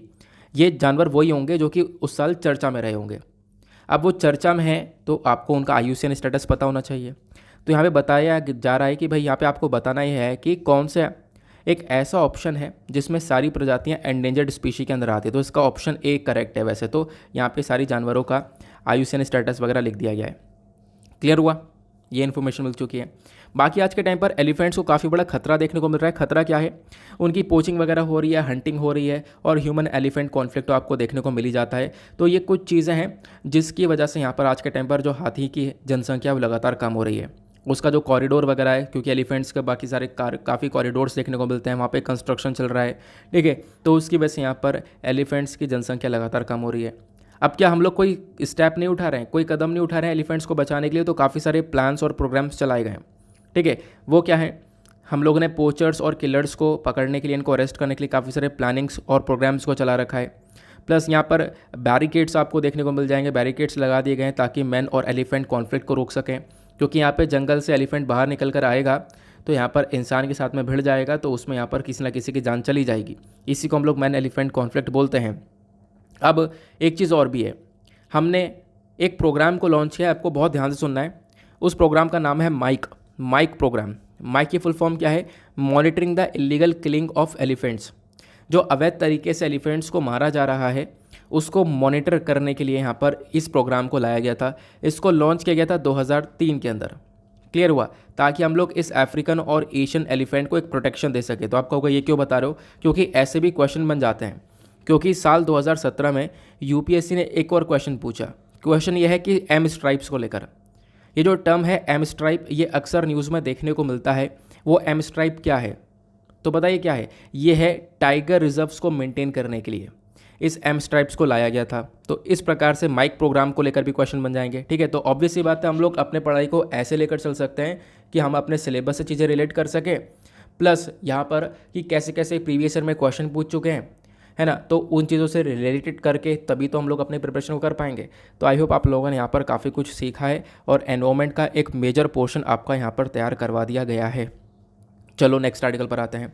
अगले आर्टिकल में मज़ा आने वाला है, इंपॉर्टेंट है, हमने काफ़ी बार पढ़ रखा है। यहाँ पे चर्चा की गई है कुछ नॉर्म्स, यानी कि नॉर्म्स मतलब कुछ रूल्स एंड रेगुलेशंस हैं जिनको अभी थोड़ा सा ईज़ कर दिया गया है, यहाँ पे थोड़ी सी छूट दे दी गई है जेनेटिकली मॉडिफाइड क्रॉप रिसर्च के लिए। तो डिपार्टमेंट ऑफ बायोटेक्नोलॉजी ने यहाँ पर कुछ गाइडलाइंस जारी करी हैं। उन गाइडलाइंस के अंदर कुछ छूट दी है कि अब जेनेटिकली मॉडिफाइड क्रॉप्स के ऊपर जो भी रिसर्चिंग वगैरह है वो सब यहाँ पर की जा सकती है। पहले अब इन क्रॉप्स के ऊपर, इन फसल के ऊपर रिसर्च करने में कुछ रूल्स एंड रेगुलेशन लगाते थे, ठीक है, थोड़ा सा रिस्ट्रिक्शंस, रुकावटें हुआ करती, तो उनको अभी हल्का कर दिया गया है। तो जेनेटिकली मॉडिफिकेशन का बेसिकली कॉन्सेप्ट इस आर्टिकल के अंदर समझाया गया। ये जेनेटिकली मॉडिफिकेशन होता है क्या, यहाँ से यहाँ तक पूरा का पूरा यही कॉन्सेप्ट क्लियर किया गया। तो आपने काफ़ी बार पढ़ा भी होगा, बहुत सारे लोगों को समझ में नहीं भी आया होगा, लेकिन बहुत सारे लोगों को समझ में आ भी गया होगा। तो ये जेनेटिकली मॉडिफिकेशन है क्या? चलो मैं आप लोगों को एक सिंपल से शब्दों में इसके बारे में बताता हूँ। यार कहाँ गया वो, एक सेकेंड रुक जाओ। देखो, आपको नाम से समझ में आ रहा है जेनेटिकली मॉडिफिकेशन। जेनेटिक्स, जीन के बारे में चर्चा की जा रही है। जीन होता है ना आरएनए, ठीक है, DNA, RNA ribonucleic acid, DNA deoxyribonucleic acid. तो ये हमारे बॉडी के अंदर जीन्स हैं। अब इनके अंदर मॉडिफिकेशन करना है, चेंजेस करना है, या जीन एडिटिंग आप लोग कह सकते हो, है ना। तो आप लोग यहाँ पर इसके बारे में ज़रूर ध्यान रखना, जीन एडिटिंग कह सकते हो या फिर इसको जेनेटिकली मॉडिफिकेशन हम लोग यहाँ पर बोलते हैं। इसके अंदर क्या होता है, तो आप लोग देख पाओगे जो जेनेटिकली मॉडिफिकेशन वाले प्लांट्स आपको देखने को मिलते हैं या फिर जीन एडिटिंग की जो देखने को मिलती है इसके अंदर, यहाँ पर टेक्नोलॉजीज़ का इस्तेमाल किया जाता है। एक टेक्नोलॉजी है, उसका इस्तेमाल करके क्या करते हैं हम लोग, जीन के अंदर बदलाव कर देते हैं। बदलाव करने का मेजर मकसद क्या है, जैसे हम लोग एग्जाम्पल के थ्रू समझते हैं कि जीन एडिटिंग होती क्या है। देखो यहाँ पे मान लो एक डीएनए है, ठीक है, ये एक डीएनए है, और एक एग्जाम्पल के थ्रू समझाता हूँ कि एक फैमिली है, फैमिली के अंदर पीढ़ी से पीढ़ी एक लंबे समय से एक बीमारी चलती हुई आ रही है। अब उस बीमारी को रोकना है, तो आपको उस किसी व्यक्ति के अंदर ये जीन एडिटिंग करनी होगी, उसके डीएनए के अंदर यहाँ पर चेंजेस करने होंगे, उसके बाद यहाँ पे वो चीज़ें थम पाएंगी। चेंजेस कैसे करते हैं, तो डीएनए लिया हमने, अब डीएनए के अंदर हम लोग क्या करेंगे कि जहाँ पर भी प्रॉब्लम होगी, मान लो कि इतना यहाँ पर एरिया थोड़ा सा इसमें प्रॉब्लम है, तो इस एरिया को हटा दिया जाएगा, इसको काट के यहाँ से निकाल दिया जाएगा और दूसरा हिस्सा इसके अंदर इंसर्ट कर दिया जाएगा, दूसरा हिस्सा लगा दिया जाएगा। इसी को हम लोग बोलते हैं जीन एडिटिंग, की उसके अंदर चेंजेस कर देना, रिमूव करके एक नया पार्ट लगा देना, है ना। ये हो गई हमारी एडिटिंग। अब आपका क्वेश्चन होगा डीएनए को काटेंगे किससे, तो काटने के लिए हमारे पास एक प्रोटीन है, उस प्रोटीन का नाम है क्रिस्पर कैस9, फुल फॉर्म है clustered regularly interspace short palindromic repeat, इसकी फुल फॉर्म है। तो क्रिस्पर कैस9 यहाँ पर एक प्रोटीन है जिसकी मदद से हम लोग यहाँ पर इस डीएनए को एक तरीके से कट करके और इसमें हम लोग एडिटिंग कर सकते हैं, तो इसी को हम लोग बोलते हैं जीन एडिटिंग। तो जीन एडिटिंग के अंदर कुछ टेक्नोलॉजी यानी जैसे क्रिस्पर कैस9 का इस्तेमाल किया गया और इसके माध्यम से जो जीन है उसके अंदर कोई चीज़ ऐड कर दी गई, रिमूव कर दी गई या फिर ऑल्टर यानी कि उसके अंदर आप चीज़ों को बदल भी सकते हो, तो यहाँ पर ये जीन एडिटिंग कहलाती है। क्लियर हुआ? आई होप आप लोग को यहाँ पर ये सारी बातें समझ में आ चुकी हैं। तो इसके रिसर्च के ऊपर अभी यहाँ पर थोड़ा सा काम किया गया है। क्रिस्पर कैस9 के बारे में जो चर्चा की है मैंने आपको, देखो यहाँ पे मेंशन्ड है कि जो क्रिस्पर कैस9 जो हम लोग जानते हैं इसकी फुल फॉर्म यहाँ पर बताई गई है, इसी से हम लोग ये जीन एडिटिंग वगैरह करते हैं। ऐसे ही फसलों के अंदर किया जाता है, क्रॉप्स के अंदर भी जीन एडिटिंग किया जाता है, ठीक है।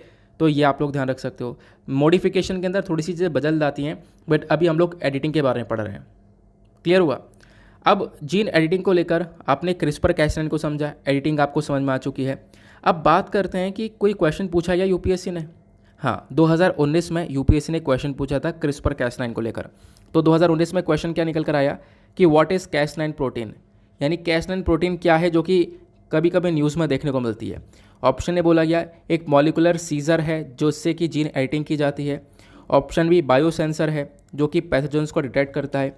ऑप्शन सी एक जीन है जो कि प्लांट्स को यहाँ पे पेस्ट रेजिस्टेंस बनाता है यानी कि कीटाणु से बचाता है। या फिर ऑप्शन डी है एक हर्बिसाइडल सब्सटेंस है। तो आपको बताना क्या है इसमें, आप बहुत आराम से इसको लगा सकते हो। अब आपने जो सीखा है उसके हिसाब से तो आपने यहाँ पर आग बंद करके पहले स्टेटमेंट पढ़ा था तो पहले स्टेटमेंट लगा देते, है ना। तो पहला ही ऑप्शन करेक्ट है कि क्रिस्पर कैस9 एक सीजर है, एक प्रोटीन है जिसकी मदद से हम लोग यहाँ पर जीन एडिटिंग करते हैं। तो ऐसा क्वेश्चन भी 2019 में पूछा गया था। आई होप आप लोग को यहाँ पर ये भी क्लियर हो गया है। तो ज़्यादा से ज़्यादा क्वेश्चन भी यहाँ पर आप देख पाओगे, साथ ही साथ आपके सॉल्व होते हुए चले जा रहे हैं जो प्रीवियस ईयर में पूछे गए। उसके बाद एक आर्टिकल ये है, यहाँ पे असम के बारे में चर्चा की जा रही है। असम के अंदर हमने देखा है लगातार फ्लड्स का खतरा बढ़ता हुआ नज़र आया है। बाढ़ जो है वो काफ़ी हद तक बढ़ चुकी है जिसकी वजह से अभी काफ़ी सारे लोग, लगभग 7.18 लाख जो पीपल हैं वो बुरी तरह से अफेक्ट हो चुके हैं। फ्लड के साथ साथ लैंडस्लाइड्स देखने को मिल रहे हैं जिस लैंडस्लाइड की वजह से काफ़ी सारे लोगों की यहाँ पर जान गई है। वो सारी बातें यहाँ पर बताई जा रही हैं। क्लियर हुआ? तो ये कोई छोटी सी इन्फॉर्मेशन थी, इसमें कोई ज़्यादा डिटेलिंग है नहीं। आगे चलते हैं नेक्स्ट आर्टिकल पर। ना वो पहले तो हम लोग अपने एडिटोरियल डिस्कशन पर आएंगे, देखेंगे आज के एडिटोरियल्स को क्या क्या एडिटोरियल हैं। पहला एडिटोरियल ये है, ये यहाँ पे ऑथर ने लिखा है सुहासिनी हैदर ने। यहाँ पर इन्होंने ये लिखा कि देखो यहाँ पे अलग अलग जो देश हैं आज के टाइम पर, भारत के आसपास की जो नेबरिंग कंट्रीज़ हैं जैसे कि श्रीलंका हो गया, अफ़गानिस्तान हो गया, नेपाल हो गया, तो ये किस प्रकार से फेल हो रही हैं। अब इनसे क्या क्या इंडिया लेसन्स ले सकता है। इनफैक्ट ये आर्टिकल को जो आप लोग स्पेसिफिकली रिलेट करोगे अपने एग्जामिनेशन से, तो यहाँ पे आप लोगों को जो पढ़ना चाहिए वो है श्रीलंका को लेकर, क्योंकि श्रीलंका भी पूरी तरह से इकॉनमी डूब चुकी है, आपको पता है। नेपाल वगैरह डूबने की कगार पर हैं, अभी डूब रहे हैं वो। श्रीलंका डूब चुका है ऑलरेडी, यहाँ पे इनका फॉरेक्स रिजर्व वगैरह पूरी तरह से ख़त्म हो चुका है, हालात बुरे हो चुके हैं, पॉलिटिकल इंस्टेबिलिटी आ चुकी है। तो श्रीलंका से हम लोग क्या सीख सकते हैं वो भी डिस्कस करूँगा। साथ ही साथ बताऊँगा कि इन कंट्रीज़ से, यानी जो ऑथर ने लिखा है कि अलग अलग जो देश हैं इनसे भारत क्या सीख सकता है, क्या लेसन्स ले सकता है, वो भी हम लोग यहाँ पर डिस्कस करेंगे। फिर उसके बाद में अगला एक आर्टिकल है मॉइस्ट को लेकर चर्चा करता है। तो आर्टिकल में तो कुछ ऐसी इन्फॉर्मेशन नहीं है जो हमारे एग्ज़ाम के पॉइंट ऑफ व्यू से रिलेवेंट हो, लेकिन कुछ इंपॉर्टेंट इन्फॉर्मेशन मैं आपको दूंगा मॉइस्ट को लेकर और कुछ डेटा आपको दूंगा। और यूपीएससी ने मेंस में इसको लेकर क्वेश्चन पूछा है तो वो क्वेश्चन भी मैं आपको बताऊंगा। फिर उसके बाद में एक आर्टिकल ये है, ये प्लेसेस ऑफ वर्शिप एक्ट को लेकर है। कल मैंने आपको इसके बारे में बताया था, लेकिन छोटी सी इन्फॉर्मेशन फिर भी कवर कर लेंगे आखिरकार क्या है। फिर उसके बाद हमारा एक एडिटोरियल कल का भी रह गया था, आपको पता होगा। वैसे दो थे, जब मैंने उसको थोड़ा सा और अच्छे से एनालाइज़ किया तो एक यहाँ पर बिल्कुल काम का नहीं निकला। तो एक एडिटोरियल हमारा कल का भी है जिसको हम लोग डिस्कस करेंगे, उसको भी एनालिसिस हम लोग करने वाले हैं। फिलहाल एक एक करके डिस्कस करते हैं। जो ये पहला एडिटोरियल आपको ये देखने को मिल रहा है, क्योंकि अब होता क्या है, सैटरडे है, सैटरडे में ऑलरेडी एडिटोरियल कम आते हैं। आप देख पाओगे जो अगला पेज है वो ग्राउंड ज़ीरो का ही हमारे काम का होता नहीं है। अच्छा हाँ, अब एडिटोरियल से याद आ गया कि फ़र्स्ट ऑफ ऑल हम लोग अपने मेंस के क्वेश्चन को देखते हैं कि सबसे पहली बात आज का मेंस का क्वेश्चन क्या है, क्योंकि आपको डेली बेसिस पर एक मेंस का क्वेश्चन मिलता है। तो क्वेश्चन क्या बोलता है, क्वेश्चन यह है व्हाट इज़ इथेनॉल ब्लेंडिंग। बहुत सिंपल सा क्वेश्चन है, इथेनॉल ब्लेंडिंग क्या है, और आपको बताना है कि जो इथेनॉल ब्लेंडिंग प्रोग्राम है इसकी भारत में आवश्यकता क्यों है। तो बहुत अच्छी तरीके से और बहुत ब्यूटीफुली आप लोग यहाँ पर इस आंसर को लिख सकते हो। मैंने आपको इतनी सारी इन्फॉर्मेशन दे रखी है इथेनॉल ब्लेंडिंग के बारे में, पिछले 2 दिन से लगातार हम लोग इथेनॉल ब्लेंडिंग के बारे में चर्चा कर रहे हैं। तो इस क्वेश्चन का आंसर आपको लिखना है। लिखने के बाद में कहाँ पे सबमिट करना है, तो डायरेक्ट फिर से टेलीग्राम पर जाना, टेलीग्राम पर जाके सर्च बॉक्स में टाइप करना Deepak Yadav education answer writing group में टाइप करना, बस खाली मेंस आंसर राइटिंग लिख देना। आपके सामने वो ग्रुप ओपन होगा, उसको ज्वाइन करना। वहाँ पे ये क्वेश्चन लिखा हुआ मिलेगा, उसके नीचे कमेंट लिखा हुआ मिलेगा, उस कमेंट पर टैप करना और जहाँ कर वहाँ पर अपनी आंसर शीट को सबमिट कर देना एक पिक्चर क्लिक करके। फ़ायदा ये होगा कि वहाँ पे ऑलरेडी बहुत सारे लोग हैं, 200-250 लोग जुड़ चुके हैं जो कि रेगुलर बेसिस पर आंसर लिख रहे हैं और एक दूसरे के आंसर को रिव्यू भी कर रहे हैं। तो आप लोगों को भी यहाँ पर बहुत सारे बेनिफिट्स मिल जाएंगे। तो फर्स्ट ऑफ ऑल ये काम ज़रूर कर लेना, आपको हेल्प करेगा, क्योंकि प्रीलिम्स के साथ साथ हम लोग मेंस पर भी एक प्रॉपर फोकस करते हुए चल रहे हैं। तो अब आते हैं आर्टिकल की तरफ। देखो, एक डिस्प्यूट चल रहा है पिछले कुछ दिनों से, वो है ज्ञानवापी मस्जिद को लेकर, है ना। अभी ज्ञानवापी मस्जिद को लेकर एक सर्वे वगैरह यहाँ पर करवाया गया, एक वीडियोग्राफी करवाई गई, जिसके बाद यहाँ आप देख पाओगे जो लास्ट दिन था वीडियोग्राफी का, उस दिन पता चलता है कि वहाँ पे एक शिवलिंग मिला है। और फिर उसके बाद यहाँ पे काफ़ी सारी कंट्रोवर्सी स्टार्ट हो चुकी है इस मॉस्क को लेकर। फिर जो प्लेसेस ऑफ वर्शिप एक्ट है वो चर्चा में आ चुका है। तो बेसिकली कहना यह है कि आज के टाइम पर जो ये बवाल हो रहा है ये इस एक्ट के होने के बावजूद भी हो रहा है। कहना यह है कि भाई प्लेसेस ऑफ वर्शिप एक्ट 1991 है हमारे पास, और इस एक्ट के तहत देखें तो ये बवाल होना तो नहीं चाहिए, क्योंकि एक्ट क्या है मैं आपको अभी बताऊंगा सिंपल से शब्दों में। तो यहाँ पे बोला गया ये प्रॉब्लम होनी तो नहीं चाहिए, लेकिन उसके बाद भी हो रही है। तो कहीं ना कहीं आप देख पाओगे एक काफ़ी सारी कमियां नज़र आती हैं। कमियां क्या नज़र आती हैं भाई, आपका ये एक्ट पहले से ही है, उसके बावजूद भी यहाँ पे इस मैटर को आप कोर्ट में देख रहे हो, उसके बावजूद भी आपने यहाँ पे मॉस्क के अंदर वीडियोग्राफी करवाई है, उसके बावजूद भी यहाँ पे आप उस मॉस्क के अंदर सर्वे करवा रहे हो, ठीक है। उसके बावजूद भी यहाँ पर सुप्रीम कोर्ट ने कुछ नहीं किया। सुप्रीम कोर्ट यहाँ पर स्ट्रॉन्ग इनफ रहा नहीं ज़्यादा, सुप्रीम कोर्ट ने यहाँ पर इस मुद्दे को सही से देखा नहीं। हालांकि जो एक्ट है इसके बावजूद भी आप लोग ये कैसे कर सकते हो, वो सबसे मेजर कंसर्न है। तो एक मेजर पॉइंट आपको इस आर्टिकल में यही देखने को मिलेगा। फिर उसके बाद इन्होंने इस एक्ट के बारे में समझाया। अब ये एक्ट क्या है, चलो मैं आपको थोड़ा सा इसके बारे में एक डिटेल से इन्फॉर्मेशन देता हूँ।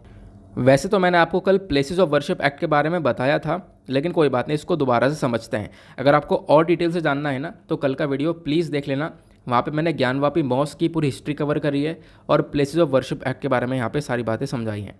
इसको हम लोग हिंदी में बोलते हैं पूजा स्थल कानून। इस एक्ट को 1991 में लाया गया था। कांग्रेस की जो नरसिम्हा राव जी की सरकार थी वो यहाँ पर इसको लेकर आई थी। उस समय पर मंदिर मस्जिद को लेकर बहुत सारे विवाद चल रहे थे, तो इस विवाद को रोकने के लिए ये कानून लाया गया था। अब क्वेश्चन ये है कि कानून क्या बोलता है। इस कानून के अंदर बोला गया, ये जो वर्शिप एक्ट है ये बोलता है कि ये एक ऐसा एक्ट है to prohibit conversion of any place of worship and to provide for the maintenance of the religious character of any place of worship as it existed on the 15th day of August 1947। I hope आपको यहीं पर clear हो गया होगा, नहीं clear हुआ तो इसको सुनो ध्यान से।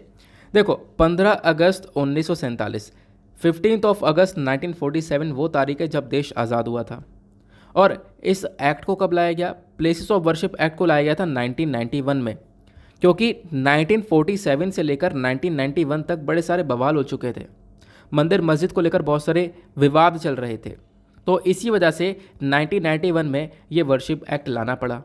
अब जब ये वर्शिप एक्ट लाया गया तो इसने ये बोला, इस मंदिर मस्जिद के विवाद को ख़त्म करने के लिए यहाँ पर यह बोला गया कि देखो देश की आज़ादी के बाद से, फिर से बोल रहा हूँ ध्यान से सुनना, देश की आज़ादी के बाद से जितने भी रिलीजियस स्ट्रक्चर्स बने हुए हैं, यानी कोई मस्जिद है, कोई चर्च है, कोई मंदिर है, जैसा भी एज इट इज़ बना हुआ है, अगर देश की आज़ादी के टाइम पर वो वैसा था, मतलब मंदिर था, मस्जिद था, ठीक है, मॉस्क था या वो चर्च था, अगर देश की आज़ादी के टाइम पर वो जैसा भी था वो वैसा ही रहेगा। उसको कन्वर्ट नहीं कर सकते, ऐसा प्लेसेस ऑफ वर्शिप एक्ट के थ्रू बोला गया, जो कि 1991 में लाया गया था।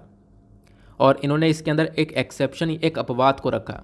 एक्सेप्शन में किसको रखा? अयोध्या वाला, बाबरी मस्जिद वाला, यहाँ पर जो डिस्प्यूट है उसको एक्सेप्शन में रख दिया था कि उसको छोड़कर आज़ादी के टाइम पर जिस जगह पर मस्जिद है या जिस जगह पर मंदिर है, जिस जगह पर चर्च है या जिस जगह पर कोई भी रिलीजियस प्लेसेस हैं, वो जैसे थे आज़ादी के टाइम पर वो वैसे ही रहेंगे, उनको कन्वर्ट नहीं किया जा सकता। ये प्लेसेस ऑफ वर्शिप एक्ट बोलता है। क्लियर हुआ? तो यहीं पर आर्टिकल के अंदर बोला गया जब ये एक्ट है आपके सामने, तो अब भी आप लोग यहाँ पर इस केस को देखवा रहे हो, क्योंकि ये एक्ट सीधा सीधा बोलता है कि भाई आप भले ही आपको पता हो कि एक जगह पर मस्जिद बना हुआ है, उससे पहले मंदिर था वहाँ पर, भले आपको पता हो, लेकिन उसके बावजूद भी आप लोग उसको कन्वर्ट नहीं कर सकते हो, ये खुद ही एक्ट बोलता है। तो क्यों इस मामले को बार बार देखा जा रहा है, क्यों यहाँ पे आप कह सकते हो इसको कोर्ट के अंदर इतना घसीटा जा रहा है, वो सारी बातें यहाँ पर बोली गई हैं। तो आई होप आपको ये पूजा स्थल कानून तो समझ में आ गया होगा।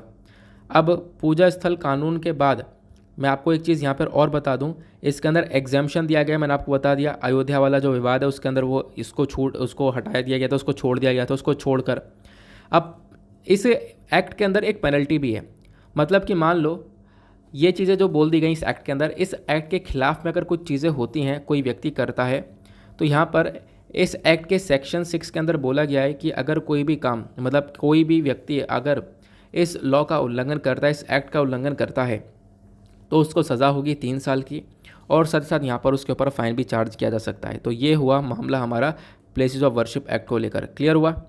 आई होप आप लोग यहाँ पर इसको सही से समझ गए होंगे, सही से आपने क्लैरिटी ले ली होगी। उसके बाद एक और एडिटोरियल है हमारे पास, ये हमारा एक कल वाला एडिटोरियल है, बहुत इंपॉर्टेंट है। यहाँ पे कुछ नए पॉइंट ऑफ व्यूज़ आपको मिलेंगे। वैसे तो रोज़ वही घिसे पीटे से आर्टिकल आपको देखने को मिलते रहते हैं श्रीलंका को लेकर और इस सारी चीज़ों को लेकर, जो कि ऑलरेडी आप डिस्कस करते हुए चल रहे हो। यहाँ पर कुछ चीज़ आपको देखने को मिलेंगी। इस आर्टिकल को अगेन आप लोग GS पेपर 3 एनवायरमेंट से रिलेट कर पाओगे। तो मैंने स्क्रीनशॉट लिया इस एडिटोरियल का और उसके बाद मैंने ये लगा दिया है। इस एडिटोरियल के अंदर मेंशन किया गया, पहली बात ये आर्टिकल लिखा गया एरिक फॉल्ट के थ्रू। एरिक फॉल्ट कौन है? तो ये यूनेस्को के डायरेक्टर हैं। यूनेस्को का जो न्यू दिल्ली में ऑफिस है उसके डायरेक्टर आपको देखने को मिलेंगे। इन्होंने ये लिखा, देखो पहली एक चीज़ और, इस आर्टिकल को क्यों लिखा गया? क्योंकि जो 22 मई है, 22 मई को हम लोग international day for biological diversity की तरह देखते हैं, इसी वजह से आर्टिकल लिखा गया। ऑथर यहाँ पर मेंशन करते हैं एक रिपोर्ट के बारे में। उस रिपोर्ट का नाम है global assessment report on biodiversity and ecosystem services. इस रिपोर्ट को रिलीज़ किया गया था, इस रिपोर्ट को रिलीज़ किया गया था 2019 में। किसके through? Inter governmental science policy platform on biodiversity and ecosystem services के थ्रू। अब इस रिपोर्ट के अंदर ये मेंशन करते हैं कि देखो आज के टाइम पर एनवायरमेंट को कितना बड़ा खतरा देखने को मिलेगा, एनवायरमेंट के अंदर कितने सारे पोल्यूशंस आप लोग को देखने को मिल जाते हैं, वो सारी यहाँ पर चीज़ें हो रही हैं। लगातार हमारा जो पेड़ पौधा है उसको काटा जा रहा है, एनवायरमेंट को लगातार डैमेज किया जा रहा है, जानवर को यहाँ पर जान जा रही है। तो ये सारी प्रॉब्लम्स क्रिएट हो रही हैं। उसका सोल्यूशन हो सकता है एक, और वो एक सोल्यूशन क्या है वो यहाँ पर ऑथर मेंशन करते हैं। ऑथर ने यहाँ पर ये बोला, आज के टाइम पर हमें ज़रूरत है हम लोग को एक साफ़ हवा मिले, एक क्वालिटी ड्रिंकिंग वाटर मिले, अच्छा खाना मिले, हेल्दी फूड मिले। तो वो सारी चीज़ें कैसे हो सकती हैं? पहले आप एनवायरनमेंट को प्रोटेक्ट करो, उसके बाद ही तो हो पाएंगी, है ना। अपने जो वातावरण है उसको यहाँ पर बचाओ, एटमॉस्फेयर को बचाओ। अब वो एटमॉस्फेयर को बचाने के लिए ऑथर ने बोला जो सोल्यूशन है वो है biosphere reserve. Biosphere reserves are the key. ये एक सोल्यूशन है, यही यहाँ पर बचा सकता है हमारे एनवायरनमेंट को। पहली चीज़, बायोस्फीयर रिजर्व होता क्या है? मान लो यहाँ पर एक जंगल वाला एरिया है, उसको एक रिजर्व, बायोस्फीयर रिजर्व डिक्लेयर कर दिया गया। अब वो जो बायोस्फीयर रिजर्व है, यानी जिस एरिया को डिक्लेयर किया गया है, वहाँ पर चीज़ों के ऊपर रोक टोक लग जाएगी। मतलब कि कोई जाकर पेड़ नहीं काट सकता, ठीक है, बहुत सारे रोक टोक, अपना पशुपालन नहीं कर सकता, वहाँ पे एनवायरनमेंट आप कहीं से कहीं तक बर्बाद नहीं कर सकते, उसके ऊपर पूरी तरह से रोक टोक लग जाएगी। कोई कंस्ट्रक्शन नहीं, कोई माइनिंग नहीं, कुछ भी नहीं कर सकते आप। तो उसको हम लोग बोलते हैं बायोस्फीयर रिजर्व। तो ये हमारे पास आज के टाइम पर बायोस्फीयर रिजर्व ज़्यादा से ज़्यादा होने चाहिए, ऐसा ऑथर बोलते हैं। तो ऑथर ने बोला एक जो सबसे अच्छा तरीका है ना, ये जो एनवायरनमेंट के जो प्रॉब्लम्स हैं उनसे बचने का, वो है भैया बायोस्फीयर रिजर्व को बना दो, बायोस्फीयर रिजर्व को क्रिएट करो और ज़्यादा से ज़्यादा बायोस्फीयर रिजर्व्स को बनाओ। ये एक इफेक्टिव सोल्यूशन है। इसी से हम लोग डेवलपमेंट कर पाएंगे, अपने नेचर को कंजर्व कर पाएंगे, मतलब नेचर को प्रोटेक्ट कर पाएंगे। तो ये सारी बातें यहाँ पर बताई गई। देन उसके बाद में इन्होंने बोला कि साउथ एशिया की जब हम लोग चर्चा करते हैं तो साउथ एशिया के अंदर आपको 30 से ज़्यादा बायोस्फीयर रिजर्व्स नज़र आएंगे, ठीक है, जिसको एस्टेब्लिश किया गया है। जो सबसे पहला बायोस्फीयर रिजर्व बनाया गया था साउथ एशिया के अंदर वो है हुरुलू बायोस्फीयर रिजर्व, जो श्रीलंका के अंदर आपको देखने को मिलेगा। इसको बनाया गया था 1977 के अंदर। लगभग यहाँ पर 25,500 हेक्टेयर्स के आसपास जो एरिया है वो यहाँ पर देखने को मिल जाता है। वो एक ट्रॉपिकल ड्राई ग्रीन फॉरेस्ट है जिसको एक प्रोटेक्शन दी जा रही है। फिर इंडिया के अंदर बात करें तो इंडिया के अंदर जो पहला बायोस्फीयर रिजर्व है वो डेजिग्नेट किया गया था यूनेस्को के थ्रू साल 2000 में, ठीक है।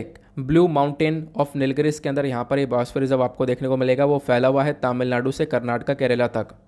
और ये जो हमारे पास आप कह सकते हो कि जो बायोस्फीयर है, बायोस्फीयर रिजर्व आपको देखने को मिलेगा। हाँ, हमारे पास यहाँ पे काफ़ी सारे बायोस्फीयर रिजर्व्स हैं। टोटल 12 बायोस्फीयर रिजर्व्स आपको देखने को मिल जाते हैं। ये यहाँ पर बताया गया। जो लेटेस्ट बायोस्फीयर रिजर्व है, आखिरी बायोस्फीयर रिजर्व है, वो आपको पन्ना देखने को मिलेगा जो कि मध्य प्रदेश के अंदर है, ठीक है। ये यहाँ पर मेंशन किया गया। फिर उसके बाद बताया कि ऐसी बायोस्फीयर रिजर्व्स हमें और भी बहुत सारे चाहिए। We need many more biosphere reserves and pockets of hope. ये अगर बायोस्फीयर रिजर्व आ जाएंगे तो इससे हमारी यहाँ पर जो आशा है वो बढ़ जाएगी। हम लोग यहाँ पर अपने एनवायरनमेंट को एक प्रोटेक्शन दे पाएंगे। अब यहाँ पे और भी बातें बोली गई ऑथर के थ्रू। ऑथर ने बोला जो साउथ एशिया है यहाँ पर आप देख पाओगे जो इकोसिस्टम वो काफ़ी हद तक डाइवर्स है। और आप जब बात करते हो भूटान, इंडिया, नेपाल की, तो भूटान, इंडिया, नेपाल के पास में बहुत सारे ग्लेशियर्स आपको देखने को मिलेंगे, यानी बहुत सारे बर्फीले पहाड़ हैं, लेक है, ठीक है। तो यहाँ पर ज़्यादा से ज़्यादा बायोस्फीयर रिजर्व होने चाहिए ताकि इन ग्लेशियर्स को एक प्रोटेक्शन मिल जाए। उसके बाद कंचनजंगा बायोस्फीयर रिजर्व आपको देखने को मिलेगा। इसको बनाया गया था साल 2018 के अंदर में। ये एक सबसे अच्छा मॉडल बोला जाता है, ठीक है। उसके बाद यहाँ पे बोला गया ऐसे और भी बहुत सारे रिजर्व्स आपको देखने को मिल जाएंगे। क्लियर हुआ? तो यहाँ पे फोकस ये है कि भैया जो बायोस्फीयर रिजर्व है ये बहुत सारे लोगों को प्रोटेक्शन देगा, प्लस हमारे एनवायरनमेंट को बचाएगा। और एनवायरनमेंट बचेगा तो ऑब्वियस सी बात है बहुत सारी चीज़ें बचती हुई नजर आएंगी। प्रकृति का भी एक पॉजिटिव रिस्पॉन्स यहाँ पर देखने को मिलेगा। फिर बहुत बात की गई है बांग्लादेश, इंडिया, मालदीव्स और श्रीलंका के बारे में। ये चारों जो कंट्रीज़ हैं यहाँ पे इनका एक सबसे बड़ा कोस्ट लाइन यानी तट वाला एरिया देखने को मिल जाएगा। कोरल रीफ्स देखने को मिलेंगे, मैंग्रोव फॉरेस्ट नज़र आएंगे, ठीक है। तो यहाँ पर भी इन एरियाज़ के अंदर भी बायोस्फीयर रिजर्व को डिक्लेयर करना चाहिए। यहाँ पे भी एक प्रोटेक्शन मिलनी चाहिए। उसके बाद मालदीव्स के बारे में चर्चा की गई है। तो मालदीव्स एक लो लाइन कंट्री है, मतलब नीचे स्तर पर रहने वाली कंट्री आपको देखने को मिल जाएगी। यानी कि यहाँ पे बोला गया इसका जो मतलब ये लगभग समुद्र के लेवल से 1.5 मीटर अबव आपको देखने को मिलेगा। तो काफ़ी लो लाइंग ये कंट्री आपको देखने को मिल जाती है। तो इसके आर्किपेलागो जो भी आपको देखने को मिलेंगे, मतलब जो छोटे छोटे यहाँ पर इसके आइलैंड्स है उसको हम लोग आर्किपेलागो बोलते हैं। तो इन सबको एक प्रोटेक्शन की आवश्यकता है। तो यहाँ पर भी हम लोग एक बायोस्फीयर रिजर्व, एक सेपरेट बायोस्फीयर रिजर्व यहाँ पर डिक्लेयर कर सकते हैं। क्लियर हुआ? उसके बाद यहाँ पर आप देख पाओगे ऑलरेडी काफ़ी सारे बायोस्फीयर रिजर्व्स आपको मालदीव्स के अंदर भी देखने को मिल जाएंगे। तो ये बायोस्फीयर रिजर्व अपने आप में एक बहुत अच्छा इस तरीके से हमारे एनवायरनमेंट को हेल्प कर सकता है। वो यहाँ पे बातें बताई जा रही हैं। क्लियर हुआ? लेकिन ये सारी बातें देखो, ये भी बोला गया ये सारी चीज़ें जो है गवर्नमेंट के पास में है। अब गवर्नमेंट यहाँ पर नहीं चाहेगी कि इतने सारे बायोस्फीयर रिजर्व हों। ये एक सबसे बड़ी प्रॉब्लम है। गवर्नमेंट क्यों नहीं चाहेगी? क्योंकि वो एरिया जो है जिसको बायोस्फीयर रिजर्व डिक्लेयर कर दिया जाएगा वहाँ पर रिस्ट्रिक्शन लग जाएंगे, कुछ कर नहीं पाएंगे, माइनिंग वगैरह नहीं कर पाएंगे, ठीक है। बहुत सारी प्रॉब्लम्स वहाँ पर आने लगेंगी। कुछ भी नहीं कर पाओगे, माइनिंग वगैरह क्या, आप कुछ भी नहीं कर सकते, कुछ भी यहाँ पर पेड़ वगैरह नहीं काट सकते, और भी बहुत सारे डेवलपमेंट वगैरह वहाँ पे नहीं कर सकते, कंस्ट्रक्शन नहीं कर सकते। तो इसके लिए सरकार नहीं चाहिए कि हमारे पास बहुत सारे बायोस्फीयर रिजर्व हों। तो एक सबसे बड़ा चैलेंज आपको ये देखने को मिल जाएगा इसके अंदर में। बाकी इन्होंने मेंशन किया कि जो प्रायोरिटी कंट्रीज़ हैं वो आपको बांग्लादेश, भूटान और नेपाल देखने को मिल जाती हैं, जो कि अभी यूनेस्को की प्रायोरिटी लिस्ट के अंदर में है। क्योंकि यहाँ पे ज़्यादा बायोस्फीयर रिजर्व नहीं है, तो यहाँ पे फोकस ये है कि ज़्यादा से ज़्यादा बायोस्फीयर रिजर्व्स को बनाया जाए। क्लियर हुआ? तो ये सारी बातें यहाँ पे बताई जा रही हैं कि biosphere reserve is the key. Clear हो गया? आगे आते हैं नेक्स्ट आर्टिकल की तरफ। तो हमारा जो कल का एडिटोरियल पेंडिंग था, वैसे तो 2 थे मैंने आपको बताया, लेकिन एक बिल्कुल काम का नहीं निकला, तो इस वजह से यहाँ पर उसको मैंने हटा दिया। फिर उसके बाद एक आर्टिकल आपको यह देखने को मिल जाएगा। इस एडिटोरियल के अंदर मेंशन किया गया कि देखो आज के टाइम पर 4-5 कंट्रीज़ जो कि हमारी नेबरिंग कंट्रीज़, हमारे पड़ोसी देश हैं, पड़ोसी देश के अंदर आप देख पाओगे म्यांमार है, नेपाल है, अफ़गानिस्तान है, पाकिस्तान है और श्रीलंका है। इन 5 देशों की जो हालात हैं ना वो काफ़ी ख़राब है। म्यांमार के अंदर ऑलरेडी मिलिट्री को आपको देखने को मिल जाएगा। अफ़गानिस्तान के अंदर ऑलरेडी तालिबान ने कंट्रोल कर लिया है। पाकिस्तान के अंदर हालात पूरी तरह से ख़राब हैं, ये भी यहाँ पर पूरी तरह से ख़त्म कंट्री आपको देखने को मिलेगी। श्रीलंका आपको पता ही कि क्या चल रहा है। तो भैया इनसे हम लोग क्या क्या सीख सकते हैं? सबसे पहली चीज़ देखो यहाँ पर क्या बोला गया, इनके जो लीडर्स हैं वो कहीं ना कहीं यहाँ पर खतरनाक निकले। लीडर्स कौन कौन से? नेपाल के केपी शर्मा ओली बहुत खतरनाक लीडर निकले। इनफैक्ट उनके अंडर में इंडिया नेपाल के रिलेशंस ख़राब हो गए, पीपल टू पीपल टाइज ख़राब हो गए। केपी शर्मा ओली के बारे में चर्चा की गई। उसके बाद में आप देख पाओगे तालिबान भी यहाँ पे काफ़ी खतरनाक निकला, है ना। उसके बाद भी यहाँ पर आप देख पाओगे ऐसे अलग अलग लीडर्स आपको देखने को मिल जाएंगे इन कंट्रीज़ के अंदर में। लेकिन जब हम लोग बात करते हैं लीडर्स की, तो हमें यहाँ पर एक मैसेज मिलता है कि भाई हमें इन लीडर से लेना देना है नहीं, क्योंकि अफगानिस्तान में तालिबान का कंट्रोल है, म्यांमार में उनकी मिलिट्री ने कब्जा कर रखा है, मिलिट्री ने तख्ता पलट कर रखा है ना। मेनुंग लैंग ने वो तख्ता पलट कर रखा है और वहाँ पे पूरी तरह से चीज़ें अपने अंडर में कर रखी हैं। और अफगानिस्तान में तालिबान हो गया। और उसके बाद अभी हम लोग बात कर रहे थे नेपाल की। नेपाल में केपी शर्मा ओली थे, अभी हट चुके, एक नए प्राइम मिनिस्टर आ चुके हैं वहाँ पर। और श्रीलंका की बात कर रहे हैं तो वहाँ पे राजपक्सा भी ऑलरेडी रिज़ाइन कर चुके हैं, एक नए वहाँ पे प्राइम मिनिस्टर आ चुके हैं। उसके बाद पाकिस्तान की बात करें तो पाकिस्तान के पीएम इमरान खान जा चुके हैं। इमरान खान के बाद में शहबाज शरीफ आपको देखने को मिल जाएंगे। तो ये तो हालात बताए गए कंट्रीज़ के अंदर क्या हालात चल रही है। पॉलिटिकल इंस्टेबिलिटी आपको देखने को मिल जाएंगी और जितने भी लीडर हैं वो सब बेकार लीडर हैं। और अब यहाँ पे हमें सीखना पहले ये चाहिए कि हमें इन लीडर से मतलब नहीं है। हमें अगर हम लोग उन कंट्रीज के साथ में रिलेशन रख रहे हैं तो उन कंट्रीज़ के पीपल के लिए हमें काम करना है, लोगों के लिए काम करना है। एग्जाम्पल के तौर पर बात करें तो यहाँ पर क्या हुआ, करंट यहाँ पे मोदी गवर्नमेंट के बारे में चर्चा की गई है। तो इन्होंने यहाँ पर क्या किया, बहुत समय लगाया, बहुत महीने लगाए पाकिस्तान को मनाने में, पाकिस्तान से चर्चा करते रहे। और उसके बाद में हमने अफगानिस्तान के लोगों को 50,000 मेट्रिक टन के आसपास गेहूँ पहुँचाया है। ठीक है, तो हम लोग क्या कर सकते हैं, यहाँ पे लीडर से ज़्यादा उन पीपल को वैल्यू दो जो कि उस कंट्री के अंदर हैं। इसी प्रकार से यहाँ पर श्रीलंका के अंदर किया जा सकता है। जो लोग आज के टाइम पर सफ़र कर रहे हैं उनकी हेल्प यहाँ पर इंडिया कर सकता है, पहला लेसन। उसके बाद यहाँ पर और क्या मेंशन किया गया, और यहाँ पे मेंशन किया गया कि भाई जो भी लीडर्स आपको देखने को मिलेंगे, यानी कि मैंने आपको बताया ना केपी शर्मा ओली, महिंदा राजपक्सा जो श्रीलंका के हैं, और ये जो बड़े बड़े लीडर्स निकल कर आए, इमरान खान और ये सब जो लीडर्स निकल कर आए, इनका मेजर मकसद क्या था कि हम पूरी तरह से रूल करने लगे कंट्री को। तो ऐसा तो चलेगा नहीं कि आप कंट्री को रूल करने लोगे, है ना। तो इनका मेजर जो गोल था वो था रूलिंग अ कंट्री। तो वो चीज़ यहाँ पर पूरी हो भी नहीं पाई। पॉलिटिकल इंस्टेबिलिटी ऑलरेडी यहाँ पर देखने को मिलेगी। और इसी वजह से यहाँ पर आप देख पाओगे ऑथर ने मेंशन किया है कि भाई वो एक डेमोक्रेसी है। ठीक है, एक डेमोक्रेटिक जब आप कंट्री की बात करते हो तो वहाँ पे लोगों के पास में अधिकार है कि वो वोट दे के यहाँ पर चीज़ों को इस्टेब्लिश करें। लेकिन यहाँ पर क्या है, जब आप लोग सोचोगे चीज़ें फॉरएवर हमेशा के लिए यहाँ पर हो जाए, आप रूल करोगे, तो ऐसा चलेगा भी नहीं। तो ये चीज़ें यहाँ पर एक तरीके से इंडिया को भी सीखनी होंगी। ठीक है, क्लियर हुआ। उसके बाद में इकॉनमी मैटर्स के बारे में चर्चा की गई है। देखो सबसे इम्पॉर्टेंट बात यहाँ पर क्या है ना, कि आज के टाइम पर हालात इतने ख़राब हैं इकॉनमी को लेकर क्या हालत ख़राब है। पाकिस्तान, नेपाल, श्रीलंका, ये चारों देश की इकॉनमी पूरी तरह से उड़ चुकी है, ख़त्म हो चुकी है। इनके पास कोई पैसा इतना बचा नहीं है।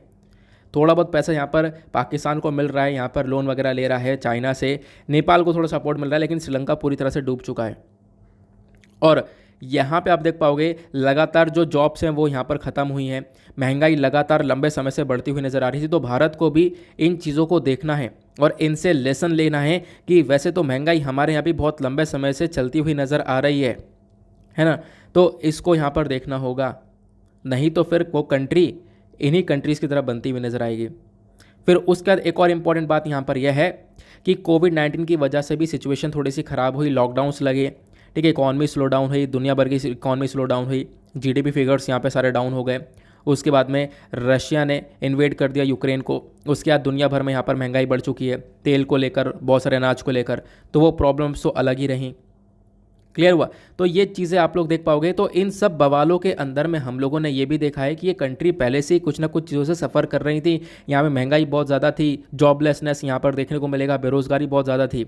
ऐसा इंडिया के अंदर भी है। तो इंडिया को यहाँ पर ये थोड़ा बहुत यहाँ पर चीज़ों को सुधारना होगा। उसके बाद में भारत कर क्या सकता है, भारत यहाँ पर एक नए तरीके ले सकता है सोल्यूशन। यहाँ पर ऑथर ये मेंशन करती हैं कि भारत एंगेजमेंट कर सकता है अलग अलग ग्रुप से। एक बिम्स्टेक ग्रुप है, आपको पता होगा, bay of Bengal initiative for multi sectoral technical and economic cooperation.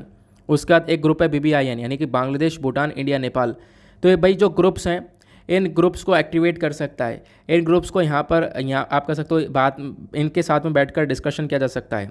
In countries के साथ में चर्चा की जा सकती है। टूरिज़्म को रिवाइव किया जा सकता है। इन कंट्रीज़ के साथ में चर्चा करके एक्सपोर्ट को बढ़ाया जा सकता है। ठीक है, पूरे साउथ एशियन इकॉनमी को यहाँ पर हम लोग एक सपोर्ट दे सकते हैं। तो यहाँ पे हम लोग थोड़ा जो इन्फ्लेशन वगैरह उसको मेंटेन कर सकते हैं, लेकिन इस ग्रुप्स के साथ में हमें क्या करना होगा, इन ग्रुप्स के साथ में अपने जो एक तरीके से रिलेशनशिप है उसको मेंटेन करते हुए चीज़ों को डेवलप करना होगा। ये यहाँ पे हमारा मेजर फोकस है। क्लियर हुआ? तो आई होप आप लोगों ने यहाँ पर इसके जो भी मेजर पॉइंट्स है वो समझ लिए हैं। काफ़ी सारी चीज़ें बकवास भी, आपको आर्टिकल मिल जाएगा वैसे PDF में फॉर्म में, वहाँ से आप लोग देख भी पाओगे। फिलहाल जो इंपॉर्टेंट बातें थी वो मैंने आपको यहाँ पर बता दी हैं। क्लियर हुआ? आगे आते हैं। फिलहाल यहाँ पर अच्छा एक चीज़ और कि श्रीलंका से हम लोग क्या सीख सकते हैं, इसको लेकर ऑलरेडी मैंने आपको एक आंसर राइटिंग करवाई है। तो आप लोग यहाँ पे नीचे कमेंट सेक्शन में 5 पॉइंट्स लिख सकते हो कि श्रीलंका ने जो गलती करी है वो हमें नहीं करनी चाहिए। वो 5 पॉइंट्स कौन कौन से क्या क्या हो सकता है कि हमें श्रीलंका से लेसन्स लेने चाहिए, वो लेसन्स आप नीचे कमेंट सेक्शन में लिखो। नेक्स्ट जो एडिटोरियल है ये बात करता है मॉइस्ट को लेकर। अब यहाँ पर मैं आपको कुछ टू द पॉइंट इन्फॉर्मेशन बताने वाला हूँ। टू द पॉइंट इन्फॉर्मेशन जो कि आपको डायरेक्टली हेल्प करेगी।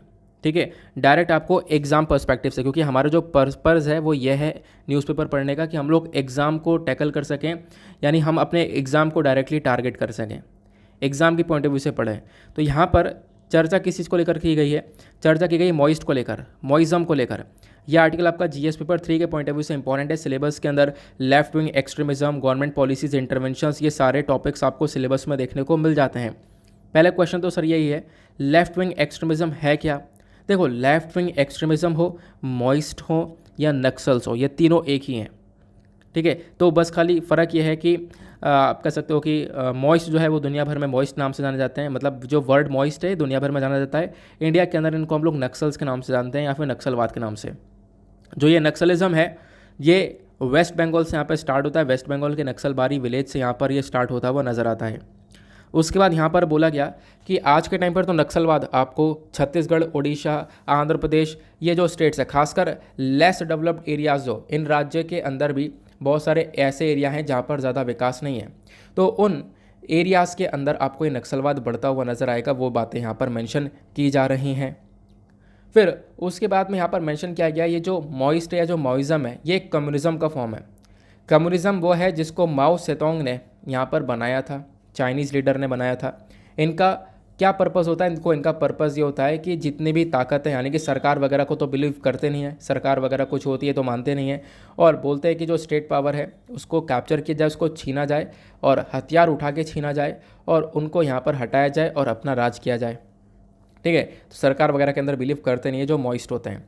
अब क्वेश्चन ये है कि जो लेफ्ट विंग एक्सट्रीमिज्म है इतना बढ़ कैसे गया, मतलब ये लोगों की सोच, ये जो आइडियोलॉजी वो कैसे डेवलप हो गई, ये भी तो एक क्वेश्चन उठता है ना। हाँ, चलो इसको डिस्कस करते हैं।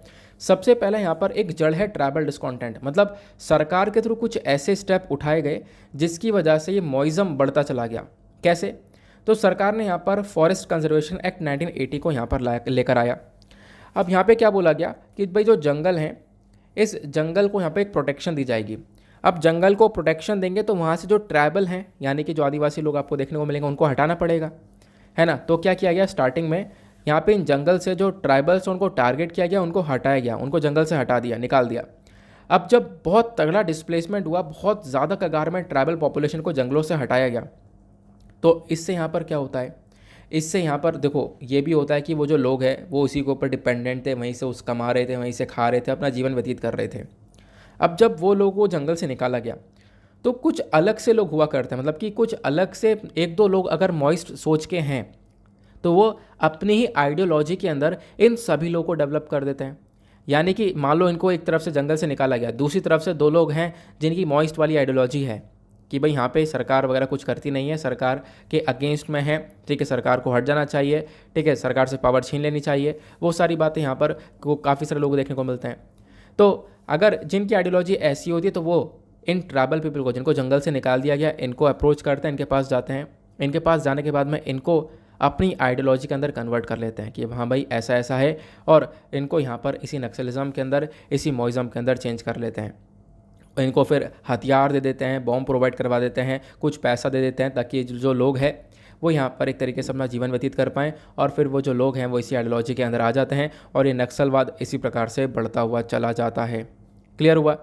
तो ये नक्सलवाद बढ़ने के पीछे के ये कारण है। प्लस यहाँ पे और भी कारण है, जैसे कि सरकार ने काफ़ी सारी जगह पर इंफ्रास्ट्रक्चर प्रॉपर्ली डेवलप नहीं किया, तो बहुत सारे ऐसे एरिया यहाँ पे बहुत गांव के एरिया आपको देखने को मिल जाएंगे जहाँ पर कम्युनिकेशन नेटवर्क प्रॉपर नहीं है, प्रॉपर कनेक्टिविटी नहीं है, ठीक है। तो वहाँ पर उसकी वजह से भी लोग काफ़ी नाराज़ रहते हैं।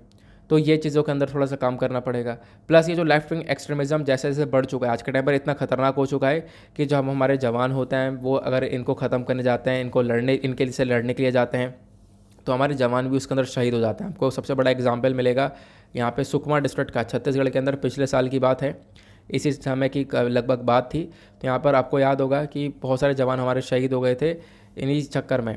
तो यहाँ पर ये प्रॉब्लम्स क्रिएट होती हैं। तो इसके बाद में जब यहाँ पर ये कुछ ज़्यादा बढ़ चुका है नक्सलवाद, तो इसको टैकल करने के लिए, इससे लड़ने के लिए सरकार ने बहुत सारे इनिशिएटिव्स को लॉन्च किया है। सबसे पहला इनिशिएटिव है ग्रे हाउंड करके। तो ग्रे हाउंड जो इनिशिएटिव है, इसको लाया गया था 1989 में। ये एक एंटी नक्सल फोर्स है, यानी कि नक्सलवादियों को ख़त्म करने के लिए फोर्स को बनाया गया। उसके बाद ऑपरेशन ग्रीन हैंड चलाया गया, 2009 से 10 के बीच में इसको स्टार्ट किया गया था। यहाँ पर बहुत सारी जो सिक्योरिटी फोर्सेस हैं उनको यहाँ पर फैलाया गया, ठीक है। और ये सब सिक्योरिटी फोर्सेस को नक्सल अफेक्टेड एरियाज़ के अंदर, कुछ ऐसे एरिया जहाँ पे नक्सलवाद काफ़ी ज़्यादा है, वहाँ पे फैलाया गया। उसके बाद एस्पिरेशनल डिस्ट्रिक्ट प्रोग्राम को चलाया गया। इस प्रोग्राम को लॉन्च किया था साल 2018 में, ताकि जो एस्पिरेशनल डिस्ट्रिक्ट्स वो डिस्ट्रिक्ट्स हैं जहाँ पर बहुत ज़्यादा पॉवर्टी वगैरह देखने को मिल जाएगी, काफ़ी बैकवर्ड एरिया के वो डिस्ट्रिक्ट्स हैं, तो यहाँ पर डेवलपमेंट करने के ऊपर फोकस किया गया। इस प्रकार से हम लोग लेफ्ट विंग एक्सट्रीमिज़म से टैकल करेंगे। प्लस एक और स्टेप उठाया गया, वो है समाधान। समाधान की फुल फॉर्म है अलग अलग, एस से स्मार्ट लीडरशिप, एस से एग्रेसिव स्ट्रैटेजी, एम से मोटिवेशन एंड ट्रेनिंग, ए से एक्शनेबल इंटेलिजेंस, डी से dashboard based key performance indicator, S से हार्नेसिंग टेक्नोलॉजी, ए से action plan for each theatre, N से नो एक्सेस टू फाइनेंसिंग। तो ये यहाँ पर आपको देखने को मिलता है समाधान नाम है, ठीक है। तो ये भी यहाँ पर एक सॉल्यूशन है, एक वन स्टॉप सॉल्यूशन है, जो कि लेफ्ट विंग एक्सट्रीमिज़म की प्रॉब्लम से लड़ने में हमारी मदद करता है। तो ये सारी बातें आपको लेफ्ट विंग एक्सट्रीमिज़म से संबंधित मिल चुकी हैं। आई होप आपको एक प्रॉपर पूरा का पूरा एनालिसिस मिल चुका है लेफ्ट विंग एक्सट्रीमिज़म को लेकर। क्लियर हुआ। तो ये सारी बातें आप लोग ध्यान रखना, आपसे एग्जामिनेशन में क्वेश्चन बन सकता है। और मैंने आपको बताया ना कि मेंस में क्वेश्चन पूछा गया था, मैंने डायरेक्टली यहाँ पर वो क्वेश्चन को लिखा नहीं है, लेकिन लाना चाहिए था, कोई बात नहीं। लेकिन मैं आपको चलो क्वेश्चन ये तो पढ़ के बता सकता हूँ कि हाँ वो क्वेश्चन क्या था। तो जब हम लोग बात करते हैं अपने मेंस की क्वेश्चन की, तो एक सेकंड रुक जाओ यार, मुझे एक तरफ एक सेकंड रुक जाओ, मुझे यहाँ पर खोलना पड़ेगा इस क्वेश्चन को। 2018 में क्वेश्चन पूछा जाता है मेंस के अंदर। क्वेश्चन ये है, लेफ्ट विंग एक्सट्रीमिज़म जो है ये थोड़ा सा कम हो रहा है, लेकिन अभी भी हमारे देश के काफ़ी सारे हिस्सों को बुरी तरह से अफेक्ट करता है। तो यहाँ पर आपको बताना है कि लेफ्ट विंग एक्सट्रीमिज़म क्या है, प्लस सरकार के क्या क्या इनिशिएटिव्स हैं जो कि यहाँ पर लेफ्ट विंग एक्सट्रीमिज़म से लड़ने में मदद कर रहे हैं। तो यहाँ पर ये था क्वेश्चन। तो मैंने आपको इस क्वेश्चन का पूरा एनालिसिस आपको दे दिया है, तो आप लोग अपने एग्जाम के पर्सपेक्टिव से इसको आराम से लिख सकते हो। क्लियर हुआ। बाकी यहाँ पर आर्टिकल हमने पूरी तरह समाप्त कर लिया, न्यूज़पेपर एनालिसिस खत्म हो चुका है। यहाँ पे आप देख पाओगे वर्ल्ड पेज पर एक दो आर्टिकल आपको देखने को मिल जाएंगे, दुनियादारी में क्या चल रहा है। एक आर्टिकल ये है, रशिया ने यहाँ पर ये बोला है कि हमने लुहांस्क का पूरी तरह से कंट्रोल कर लिया है, लुहांस्क को कंट्रोल कर लिया है। लुहांस्क क्या है तो आपको पता ही है, यूक्रेन के अंदर एक जगह आपको देखने को मिलेगी। ये यार रुकिए, यूक्रेन, इधर ये रशिया है, और ये वाला जो एरिया आपको देखने को मिलता है यहाँ पर दोनेत्स्क और लुहांस्क आपको देखने को मिलता है। इस वाले एरिया को पूरी तरह से कब्जा लिया है। इस वाले लुहांस्क वाले एरिया पर रशिया का पूरी तरह से कंट्रोल हो चुका है, ये यहाँ पर बोला गया, ठीक है। उसके बाद यहाँ पर फिनलैंड की तरफ से एक स्टेटमेंट है। फिनलैंड ने ये बोल दिया कि देखो जो रशिया है वो अभी गैस सप्लाई को सस्पेंड कर रहा है, क्योंकि आपको पता होगा फिनलैंड ने बोला कि मैं नाटो की मेंबरशिप को ज्वाइन करूंगा। इसी वजह से यहाँ पे रशियन प्रेसिडेंट व्लादिमीर पुतिन ने बोला कि यहाँ पर हम लोग जो गैस की सप्लाई है वो करना बंद कर देंगे। और फिनलैंड और ये सारी जो कंट्रीज़ है, यूरोपियन कंट्रीज़ हैं, ये सब भरपूर मात्रा में गैस को परचेज़ करती हैं, गैस को ख़रीदती हैं रशिया से। रशिया बहुत सारा गैस इन कंट्रीज़ को देता है ताकि ये जो आराम से रह सके, क्योंकि यहाँ पर ठंड वगैरह ज़्यादा होती है। तो इस गैस के माध्यम से इनको काफ़ी बड़ी हेल्प भी मिलती है। तो यहाँ पर गैस की जो कट डाउन करता हुआ यहाँ पे रशिया नज़र आ रहा है। क्लियर हुआ ना। उसके बाद यहाँ पर कुछ छोटे छोटे आर्टिकल थे। यहाँ पर इस एग्ज़ाम के लिए कोई ज़्यादा यहाँ पे इंपॉर्टेंट चीज़ें नहीं निकल कर आती हैं, इसी वजह से कुछ निकल कर आता है तो डेफिनेटली मैं आपके साथ में डिटेल डिस्कस करता हूँ, चाहे वो वीडियो कितना भी लंबा हो जाए। बाकी कुछ नहीं निकल कर आता तो आपको मैं सारी इंपॉर्टेंट बातें वैसे भी बता ही देता हूँ। अब यहाँ पर यूपीएससी का जो क्वेश्चन था 2016 का, इसका आंसर क्या है। यहाँ पे पहला स्टेटमेंट बोलता है कि सस्टेनेबल डेवलपमेंट गोल को लाया गया था 1972 में। दूसरा स्टेटमेंट बोलता है कि जो गोल्स हैं ये हमें 2030 तक अचीव करने हैं। तो इसका करेक्ट आंसर है बी। बी मतलब इसका सेकंड आंसर आपको मतलब बी देखने को मिलेगा, यानी 2030 तक हमने अपना गोल सेट कर रखा है कि हमें सस्टेनेबल डेवलपमेंट गोल्स को अचीव करना है। ठीक है, तो आप लोग इसको भी ध्यान रख सकते हो। नाउ इसी के साथ करते हैं लेक्चर को समाप्त, मिलते हैं आप लोगों से नेक्स्ट वीडियो में। आज के लिए bye bye, have a nice day, thank you and जय हिंद।